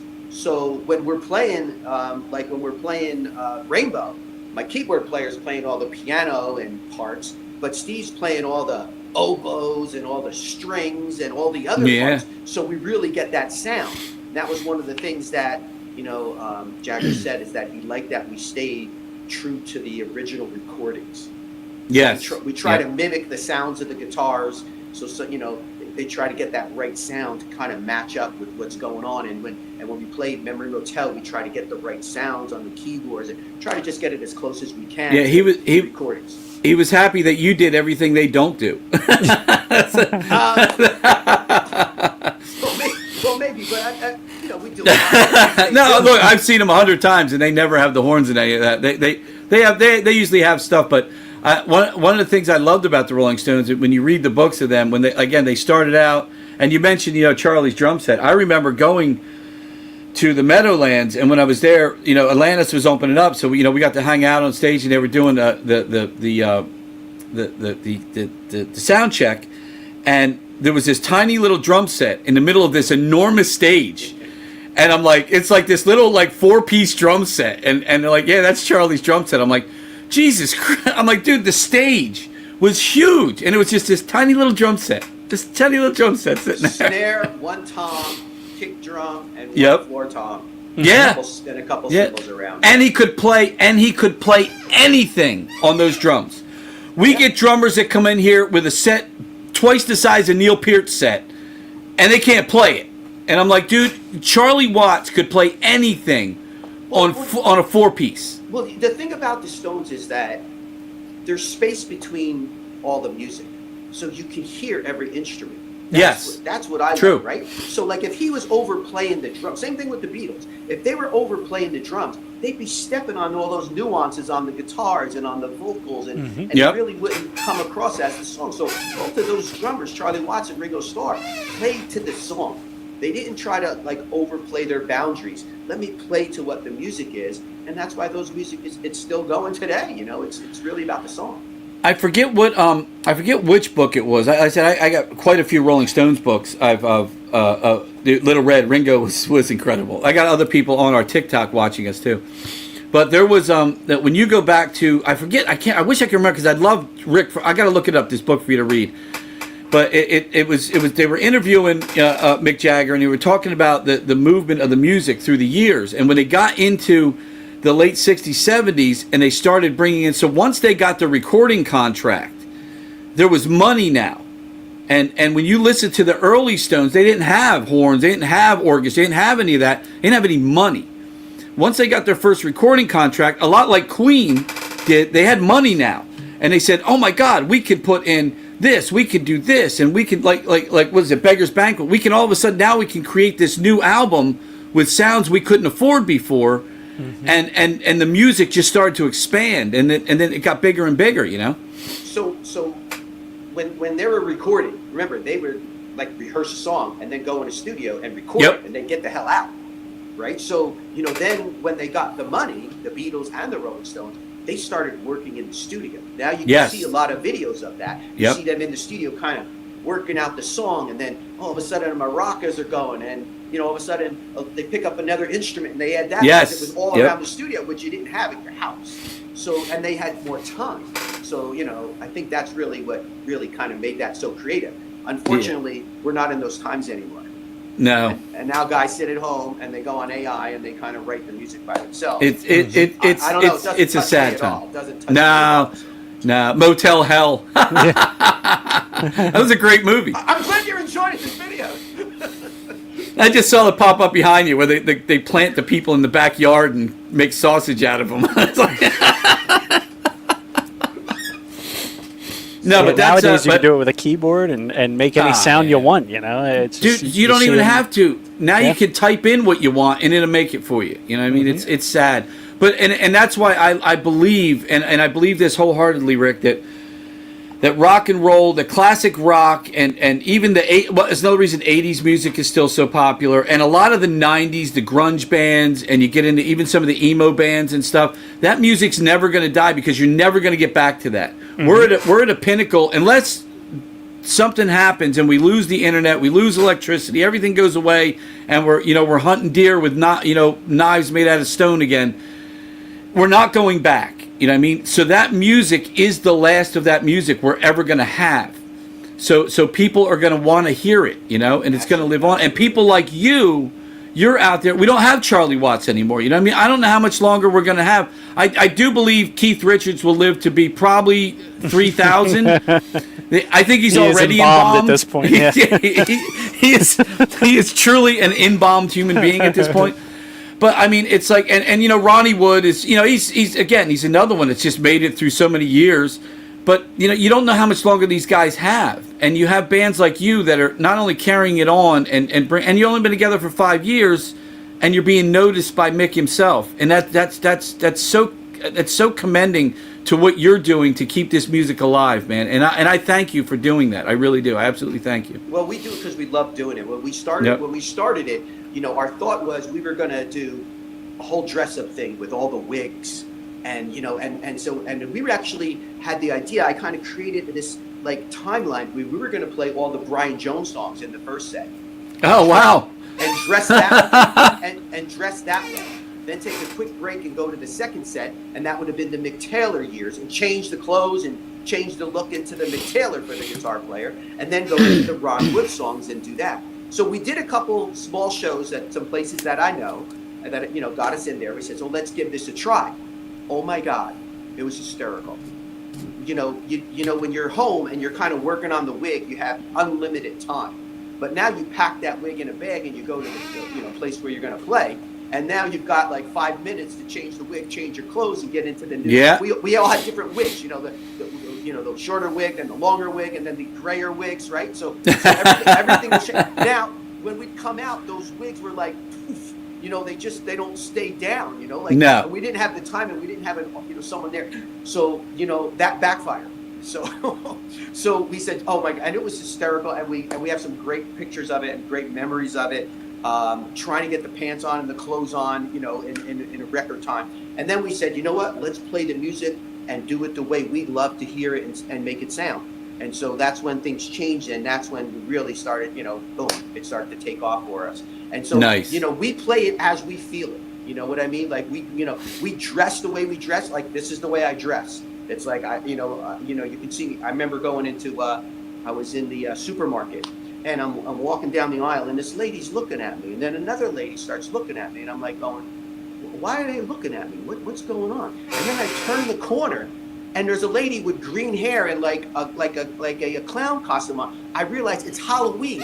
They're looking at me because they're trying to figure out what I'm dressed up as, is a Halloween character. But it was just me being me. We dress this way. All the guys in my band, they travel this far. Not for the money, believe me, not for the money. They travel because they love playing the Stones music. And that's why it wasn't let me put a band together and, here's the paycheck. And these guys, they're not in it for that at all, my guys. Like I said, drummer's going to drive 5 hours to get there. Wow. Guys up in Connecticut's going to drive 3-4 hours to get there. And then remember, then he's got to drive back home. But, in their heart, they're coming there because they love doing it. So. That's awesome. I will tell you, Jackie's probably more than likely on the air or something because, He when he texts back to you something real small, he's in the middle of something. Yeah. He just said, yes, love them, great guys, told me about the show, hope you're well, talk soon, XO. Which means he'll call at 4 a.m. Yeah, he's Yeah, he's more than likely. Oh, no, he will. Like, at 3 o'clock, I'm dead asleep, and my phone rings, and it's Jackie. I'm like, oh, Jackie. I'm like, yo, what's going on, bro? Ray, yeah, I'm on the air, man. I'm like, oh, no, it's cool. Why don't I get your first spot real quick? Come on, give me some words. How you doing, brother? Welcome to Philadelphia, everyone. I'm like, but he's one of the greatest people in the world. But that was funny. He texted me back because I could tell he's busy. But he texts you back. That's the kind of guy. Oh, I love him, man. I love him. He's one of the best. But it's funny though because I like what you're saying though. I like that you stay true to yourself, but you're staying true to the music too, and you're giving us the Rolling Stones, the way the Rolling Stones. That's what I respect about certain acts and certain tribute. Now, certain tribute bands, people want to see Elvis. Like you can't have a guy dressed like you come out and do Elvis. No. You got to do Elvis. You know what I mean? Asked, yeah. Somebody asked me to do Elvis. Oh, Lord. Yeah. I couldn't imagine you as Elvis. Thank you very much. Thank you. Is that my real hair? Yes, it's my real hair. That's funny. But that's true. Like, but you got to remember something. For me, when I look at it, it's like Elvis is dead. So this is an impersonation, and this goes back for years, right? But like when you look at like the Rolling Stones, they're still out there playing. Yeah. And so when I had to think about it, when I took over the lead singing part of the band, it's like I had to think about, do I want to impersonate Mick Jagger? And as I thought about it, I said to myself, wow, even if I worked on it and I got 99% right, that 1% would bother me, and it might bother the fans. You know who did it right though is what the hell is his name? The president of Argentina, George. Is it Milei? George Milei? Javier. The guy who did Javier. He took over. He's now the president of Argentina. Prior to getting and saved the country, pulled them out of socialism. They all got jobs. They're making money now. They're living like they're like holy shit, this is really cool. We have money. Yeah. But he was Mick Jagger in a Rolling Stones tribute band before becoming the president of Argentina. Yeah. But he did the wig and everything. You got to look him up, man, because he was actually pretty good. Awesome. He was actually pretty good, man. It was a lot of fun watching him. But now he's like this guy who's really basically saved a country from pretty much despair, where almost 90% of people didn't work, didn't have jobs. They fed off the government and the 10% that made money. And now they're all like, wow, this is cool. We could go to a grocery store filled with stuff, Well, maybe when he retires. He'll go back. Oh, he will. Oh, no. He still talks about it. That is the Rolling Stones tribute. That's his thing. That's his thing, and it's cool. But he's the guy that puts on the wig. He does the whole Mick Jagger thing, Yeah. But he does it well. He does the walk, and because Mick, there's a reason there's a song out called "I Got Moves Like Jagger," because Jagger's got moves, and nobody moves like Mick Jagger.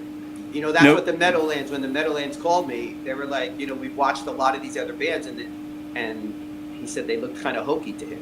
Yeah, absolutely. And so if you don't do it right, it's like it's not going to come off right. And I didn't want to insult Mick Jagger or the fans, so I just do it as me. And what you're going to see, that's what you're going to see that night. And you know what you got to love about Mick Jagger is, I feel like another 10 years he'll still be on stage with a walker doing the moves, But but you go back and you look at the early Rolling Stones and you watch some of the early Black and Whites and you watch, he always had those same moves. And I think, he kind of walks, he walks on his toes a little bit. Yeah. Yeah. Oh, he's got a total swagger that no one else has. Oh yeah. And then what's up, Dan? Then when you go to that pinnacle video that he made for Start Me Up, and he never changed who he was. He stayed Mick Jagger. And when you watch that video and you see him doing his head moves and shit right in the beginning, starts doing his Mick Jagger dance moves, you know exactly what you're in for. And everybody fell in love with Mick Jagger all over again. And people who had no idea that this is what Mick Jagger looked like or this is how he danced and walked, all of a sudden out of nowhere, they're again, and that's where like moves from Jagger came from. He's so iconic, and there's so many periods to see him, Yep. See him perform. For most artists, it was a short window of their performance, so he's just, there's so much, and there's so many fans, and then so many age groups. I mean, like think about the ages that they had to still get in touch with for them to come into, not to just spend to come see him at a place. They're still filling up stadiums. Yeah. Yeah. What bands from that period are filling up stadiums anymore? They're usually honestly, 2 or 3 of those bands together to play in a smaller. Not many at all are. As a matter of fact, and it's sad. It's sad to be honest with you, but not many are at all. Now, I always remember Eddie Murphy going, and Mick Jagger's got big ass lips. I'll never forget Eddie Murphy. And he has some big ass lips. No, but I love him. And like I said, there's a lot. If you are a Rolling Stones fan, or if you're not, I would tell you to come see this show. You're going to know songs you didn't even know you knew. Number one, I mean, it's just the way it is. But it's one of those bands where some of the younger crowd doesn't realize, what they're even listening to until they hear it. And I think that's what I love. I want them to hear it. I want them to come out. I want them to see you guys, because I think they're going to get that authentic Stones feel from you guys. And that's what, Stones fans deserve that. And so do the people coming up that are listening to this music now. So my daughter's friend Molly came to see us play. Molly's 23 years old. She's here the other day. She goes, "You know what my new favorite song is?" I said, "What?" She said, "Miss You." Yeah. Like it just, that song is still getting in touch with people. It's like, it's amazing. Like, it's like, it's incredible. And like I said, you saw these girls singing "Gimme Shelter." I wish I had their names. I actually put them. I'm hoping that they followed. I want to get those girls' names because, if the Stones come around and play again, and they play the Meadowlands, we're going to do it again at the American Dream. So I don't want to have those girls come up on stage. And we have the School of Rock that comes here, and they come to my. I have a smaller venue upstairs that we're redoing and making a little bit bigger, and the School of Rock plays up there. They do like every 3 months. It's like their recital, I guess you would call it. But the one time they did the Stones, and they pick a band every time, and the one group of kids did the Rolling Stones, and they were probably 7 to 15, maybe the ages for the kids that did the Stone show, and they played Emotional Rescue, and I'm like, dude, these kids, I love that song so much, man. That's what I'm saying, and these kids played it, and I'm like, dude, did they just play Emotional? Steve will tell you, they did a Fleetwood Mac. We've had Fleetwood Mac tributes here, and none of them played Tusk. These kids played it. Yeah, I'm like, and these kids did Tusk. I'm like, see, because they're teaching them right, and I love it. Exactly. But you know how they teach? They don't teach. When I don't know. I don't know what you guys play, but when we were growing up, it was like books and learning notes and doing that, right? Like these kids, they're listening to the record and then learning how to play the parts at School of Rock, which I love. I love that way of learning. Like that's when my daughter was learning piano. The teacher was having her play these things that she had no concept what they were, and I said, give her she was very young. Give her a Justin Bieber and a Hannah Montana song. And my daughter just went to the piano and she showed her where to put their fingers to start, and her head knew the melody. She started playing. Yeah. So like that's so great that these kids are learning. I think that's the way they should learn. That's the way I learned how to play the drums. Yeah, I played the guitar for years, but I started on the drums, and when I started playing the drums, that's exactly what I did, man. I used to put on my big old Pioneer headset. And probably where I learned to play the best was going through Steve Miller songs, like Jungle Love and stuff. Yeah, like playing Jungle Love. Dude, when you can learn to play Jungle Love, you can pretty much play anything else. Isn't that 16ths on the high? Oh, yep. Well, you can learn to play that song. You can play just about anything. Oh, that's where, look, that's where you get these forearms, baby. I know. Yeah, but that's how I learned to play. I played literally listening to and playing along with music, and it was funny because my sisters would come home and I'm jamming. I got the headphones on, so I can't hear how loud I am, but I can hear them enough to know that I'm playing right. And my sisters are like, "Can you just not hit so hard?" I'm like, "No." There's a feeling, right? So then you switch to guitar. And Steve, what about you? What do you play? A little bit of everything. It was the same. I was guitar first, and then switched to drums. Wow. Yeah. You know, there's another band that happened to. Do you know who it is? The drummer became the guitarist. The guitarist became the drummer. Oh, no. Who? Oh, I got you, huh? Van Halen. Oh, yes. Oh, well, yeah. The brothers. Yeah, yeah. Well, yeah. Yes. Yeah. But their father was a musician, so like. Yeah, but they did that long before they were Van Halen. Oh, yeah. They realized they were just on the wrong instruments, right? Oh, yeah. No, absolutely. Yeah. That's true. Oh, yeah. I did actually know that, though, yeah. Jackie said, "See you soon, XO." So hey, you don't know. He might. Yeah, if he's free, I'm sure. Because we haven't been down that way, so this is going to be our first time since I guess about a year right now that we've been down that way. So hopefully he'll come by. You never know. Like I said, they're in a little chaos over there, losing Pierre, and it's been hard, and that was a really unexpected loss for the station and all the people that loved him.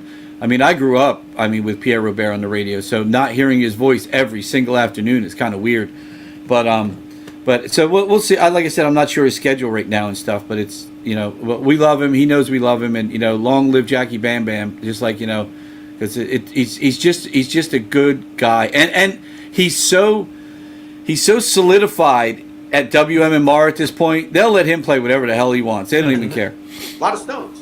Yeah. Well, he'll play whatever he wants. Yep, it doesn't matter. And he's one of those few the few DJs where they let him just play basically whatever they want. So how long have you guys been doing the Landis Theater? It's going on 6 years now. Mm-hmm. 6 years. Yep. Okay, so right before COVID. I'm kind of remembering we almost played there with another band, and I'm going to say maybe it was 3 years ago. Okay. Okay. With the Bad Company tribute that you have down there. Love those guys, man. Yeah. Love those guys, man. Yeah. And just good people, man. Just, again, really great guys. So I think at the time what happened was they said to us, "Hey, do you want to play the show with us?"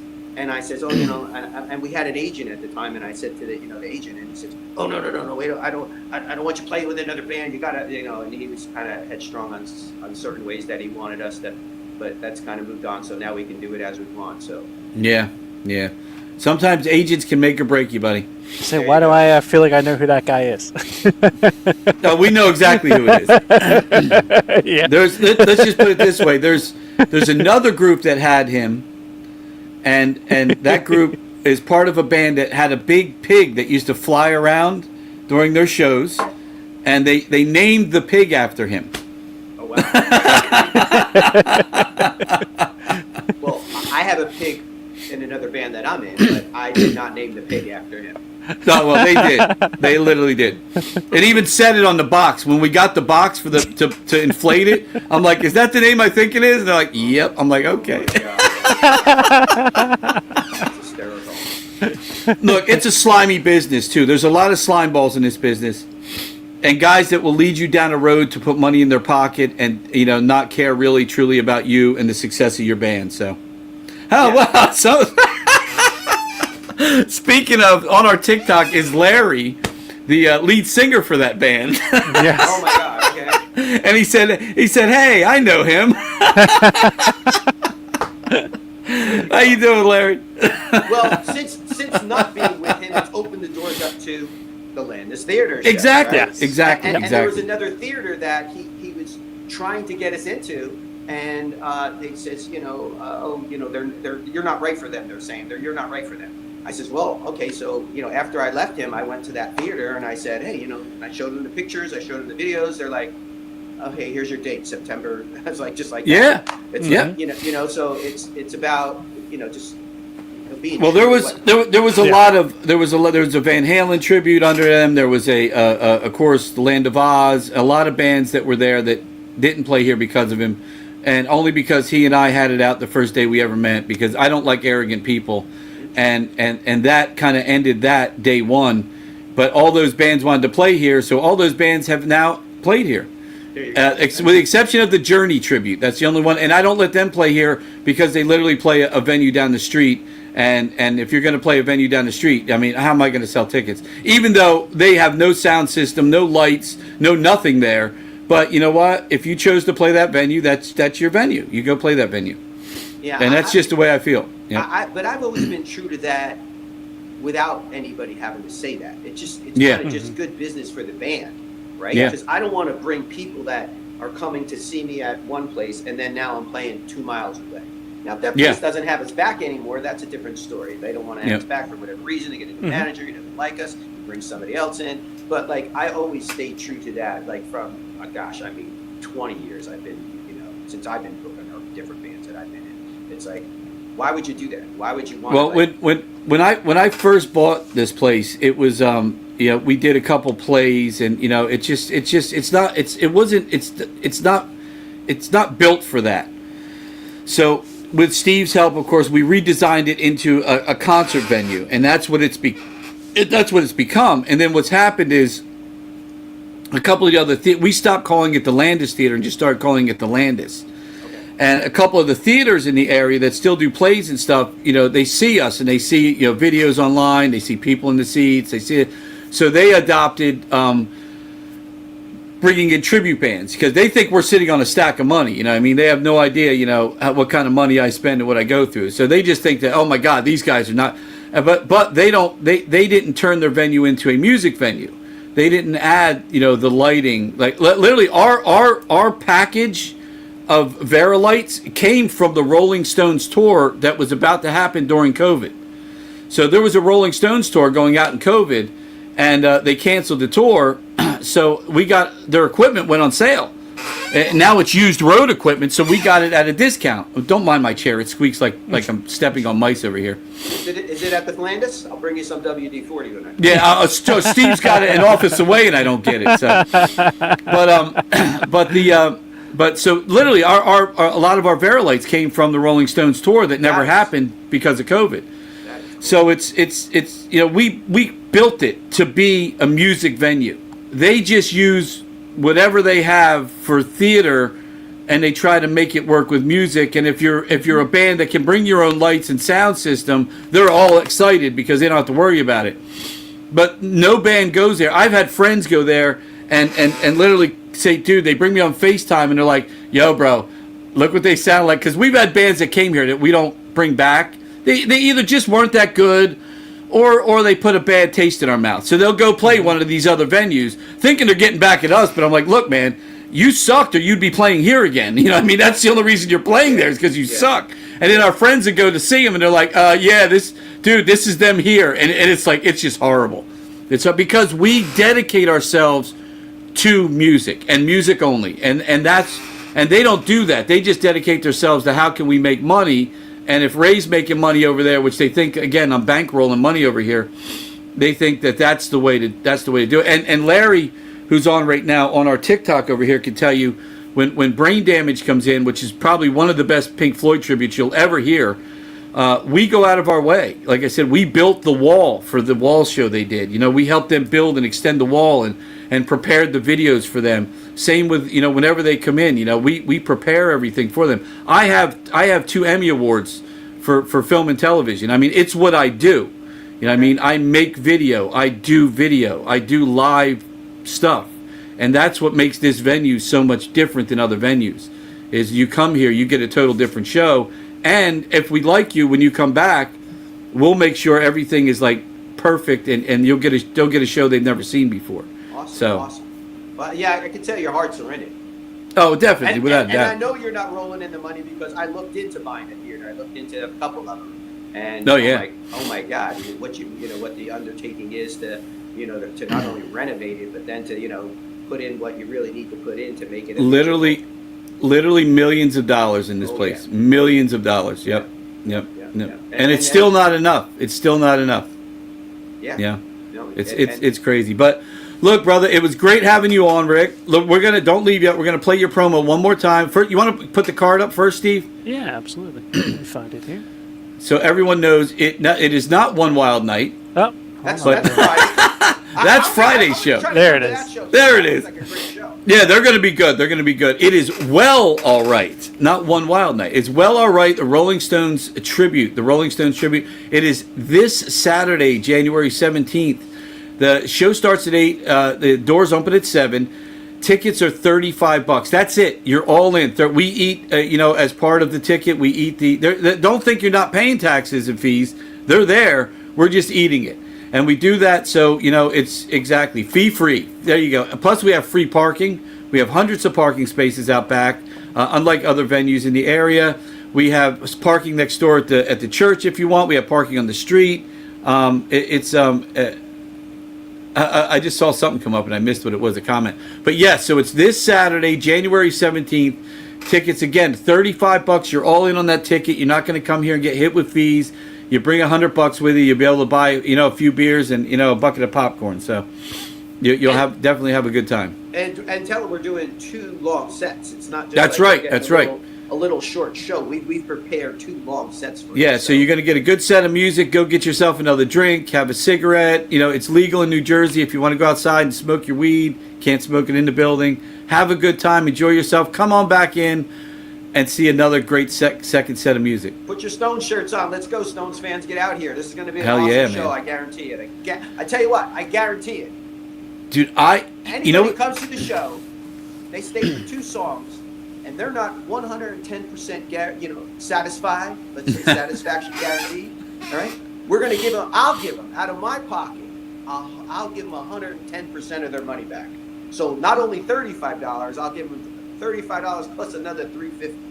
There you go. Satisfied. So I'm guaranteeing the show for them. Anybody who's on the fence, I don't know. I'm telling you, you're going to love the show. There you go. And well, all I can tell you is Joe Morrison said, with 2 long sets, we better order more beer.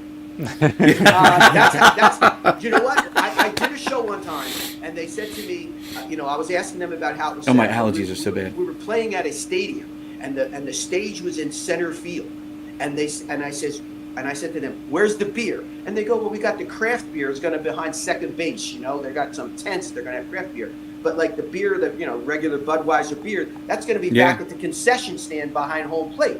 Up behind, in the stands, like where this. And I said, no, you got to put a beer truck. I said next to the stage. And they go, really? I go, yeah, next to the stage. So when people are online waiting for the beer, they can still watch the band, right? They don't have to go you're removing them from the right. So anyway, now we're playing the show. And the owner of the place's son comes up and he's yelling in my ear because I'm playing the drums in that show, and he's yelling in my ear and he's going, "Tell them we ran out of beer." No, never tell them that. But the good news is to stay online because their vendor is bringing them more kegs. So nice. Don't leave the line. Don't leave. So after the song, I made the announcement. You see them rolling the kegs in on these dollies, and they sold out of beer because they put it right where the people were. Don't put it where they got to walk away. So it was a great night. Anyway, come on out. Yeah, well, I will tell you our new venue that we're opening. We've had it open, but we've remodeled it and we're reworking it for certain reasons, which we'll release soon. But that venue is like that. We have a nice stage up there. We have all the amenities, but we have the bar in the room. And that's and a lot of people like that, especially a lot of concerts now. And like Steve, a lot of these concerts now, people they don't. We get complaints that we have seats because people want to stand, they want to rock out, they want to dance, they want to have fun. And then as soon as you stand up, there's some guy behind you that's complaining and bitching. "Oh, you're standing in front of me," So the other venue, we will have seats on the sides for some people, but in the center, it's going to be more of a standing venue. We can fit up to 300. Actually, the sign on the wall says 400, but I don't know. We're going to say 300. But it's a decent sized venue, and it's going to be really nice, and it's going to be kind of it's going to be our hallmark place to go to soon. Awesome. So the stage that we're going to be playing on, how high is that stage? Oh, geez, I don't know. What is it, like 4 feet? Yeah, probably about that. Yeah. And then is there a space in front of it, or the seats are right there? There's a little bit of a space, but the seats are there. It doesn't matter, though, because if you call people up in front, then we get phone calls for the next week that a guy bought a front row ticket and people are standing in front of him. That's why I was asking. Because we played a place one time and that kind of happened, but their stage was only a foot off the ground. So when people stood up, it's like, they would block the whole band. Yeah. 4 feet up in the air, even if people stand up, they're going to see us. So our stage upstairs that way. Everybody's going to see it. There's no doubt about that. You're almost touching the ceiling. So. Okay. Cool. Oh yeah. All right, yeah. awesome. Hey, look forward to it, guys. I mean, my guys absolutely are really psyched up to come down there. We've been waiting for 3 years to come there. So. Well, good. Absolutely. Well, Rick, it was a pleasure having you on the Absolute Vodka Live at the Landis podcast. You're already a stand-up guy in my book, so I look forward to meeting you and shaking your hand, brother. Absolutely, Ray, and thank you too, Steve. Thanks a lot. Of course. All right, brother. Have a good night. Yes. Yep. And right, safe guys. travels. Safe travels getting here, brother. Thank you. Take care. Thanks, guys. See ya. Excellent, man. That is the Rolling Stones tribute. Well, all right. This Saturday, January 17th. Tickets $35 all in. Show starts at 8. Doors open at 7. And if you live God knows where else, you're watching this on TikTok or whatever, come on down and and see the show if you can, because I mean, look, we get people right, Steve. We've had people fly in from Florida to see shows. It's ridiculous. We've really had people have. fly in from Australia to see a show. Yeah, we have from Australia to see a show once. Yeah. That was pretty. That was quite the thing. Yeah, it's definitely a nice job, guy. Oh yeah. No, dude, Vincent, absolutely, man. We got some good comments up there too, man. I love Joe wants more beer. Yeah. Can never make them happy. Apparently their drummer was on. I don't know why did these guys come on live, man. It would have been great. That would have been great, man. I you know, you try to tell them, bring the whole band on, man. Let them talk. Let's talk to everybody, you know. And it was great, but Rick was great, and I look forward. I think it's going to be a great show. So, and then again, Saturday or Friday, the Bon Jovi band, One Wild Night. Again, tickets $35 all in. Show starts at 8, doors open at 7. So you can't beat that, man. $35 for a ticket, man. It's like, no, you cannot.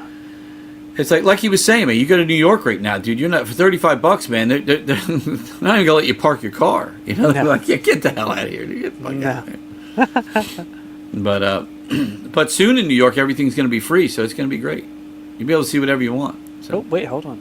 I see him. Can you see this? No. Yes. What's that? Okay. See our logo? We had it put onto a token, so anybody who comes a prepaid ticket, we're going to give them this for free. Nice. We usually sell them, like people use them for ball markers for golf. They put a hole in it. Looks like a poker chip. Yeah, it's a Rolling Stones. It says, Rolling Stones on it. So there you go. Don't fall. So we're going to... Oh, no, I almost knocked my water over. But what I'll do is we'll give this to anybody who pre-purchased their ticket. So we'll leave them with you guys, or actually I'll come and hand them out personally, and they'll get to meet the band. So. Oh, that's awesome, brother. Okay, is that cool? So we'll give this absolutely, out. Rick. Whoever has one, they can come and meet the band. There you go, man. That's good. There you go, guys. Take care, brother. All right, bye-bye. Thanks. Have a good night, buddy. I'm glad I saw him waving there in the background. Yeah, God bless him. What a nice guy, man. What a good guy, man. What a good guy. That's awesome, man. You got to love bands that care so much about the people coming out. And if you can, make sure we get a little clip of that and add that in, and we'll throw that up to help promote for the rest of the week as well, if we possibly could, Steve. I'd appreciate that. Absolutely. But good show. Thank you to all the Tiki-Taki people real quick, Yes. Tucker, Kayla came out. Cass was here. Love you, girl. We had, of course, Larry. I don't know if Larry's still there or not. I see somebody still on. And, Den King came out. Daddy, as we call him. We had a lot of people come out, man. It's really good, man. We appreciate you coming back behind the scenes here. And, of course, all you people that watch us live and throughout the week on all the platforms of what the hell? We're on iHeartRadio and all that stuff. I don't know. There it is. iHeart, YouTube, Apple, Spotify, Schmegify, Bigify, Stumpies. What's the other one that we're on? What's that? The one we... Rumble. There it is. There it is. I want one of those. I want to be that podcast guy. Yeah, so I met my mom there, when she was... I want to eat my microphone. You had a little of the Jim Florentine going there. Jim's great, man. I can't believe we forgot his name. That's totally crazy. Forgot it. Totally Jim forgot Florentine. One of a kind, man. One of a kind. Joe Morrison said Tinder. What about Tinder? Yes. I am not on Tinder, dude. We're streaming live on Tinder. No. Streaming live on Tinder. Dude, can we do that? Oh, God. Dude. Oh, God. Imagine the chicks we get out for Bon Jovi. It'd be 100 to 1 again. 100 to 1. But look, man, thank everyone for tuning in. Thank you guys for hanging out. Everyone, Tucker, Vincent, Joe, of course, Alan, everyone who joined us, Pat. We love you guys. We love you guys so much. Thanks for watching us live. A lot of people don't watch us live. We get a lot of views, but people like to watch back. They're just some people just, I found out, didn't know we did it live. They're like, they actually watched the podcast. Yeah, I had somebody go, dude, I watch it every week, man. Like every Friday. I'm like, Friday? I'm like, it's on Tuesday. But anyway, thank you, brother. And Steve, thank you as always, my friend. Absolutely. I love you like my own brother, buddy. You know that. Love you too, brother. But God bless everyone, and have an amazing tomorrow.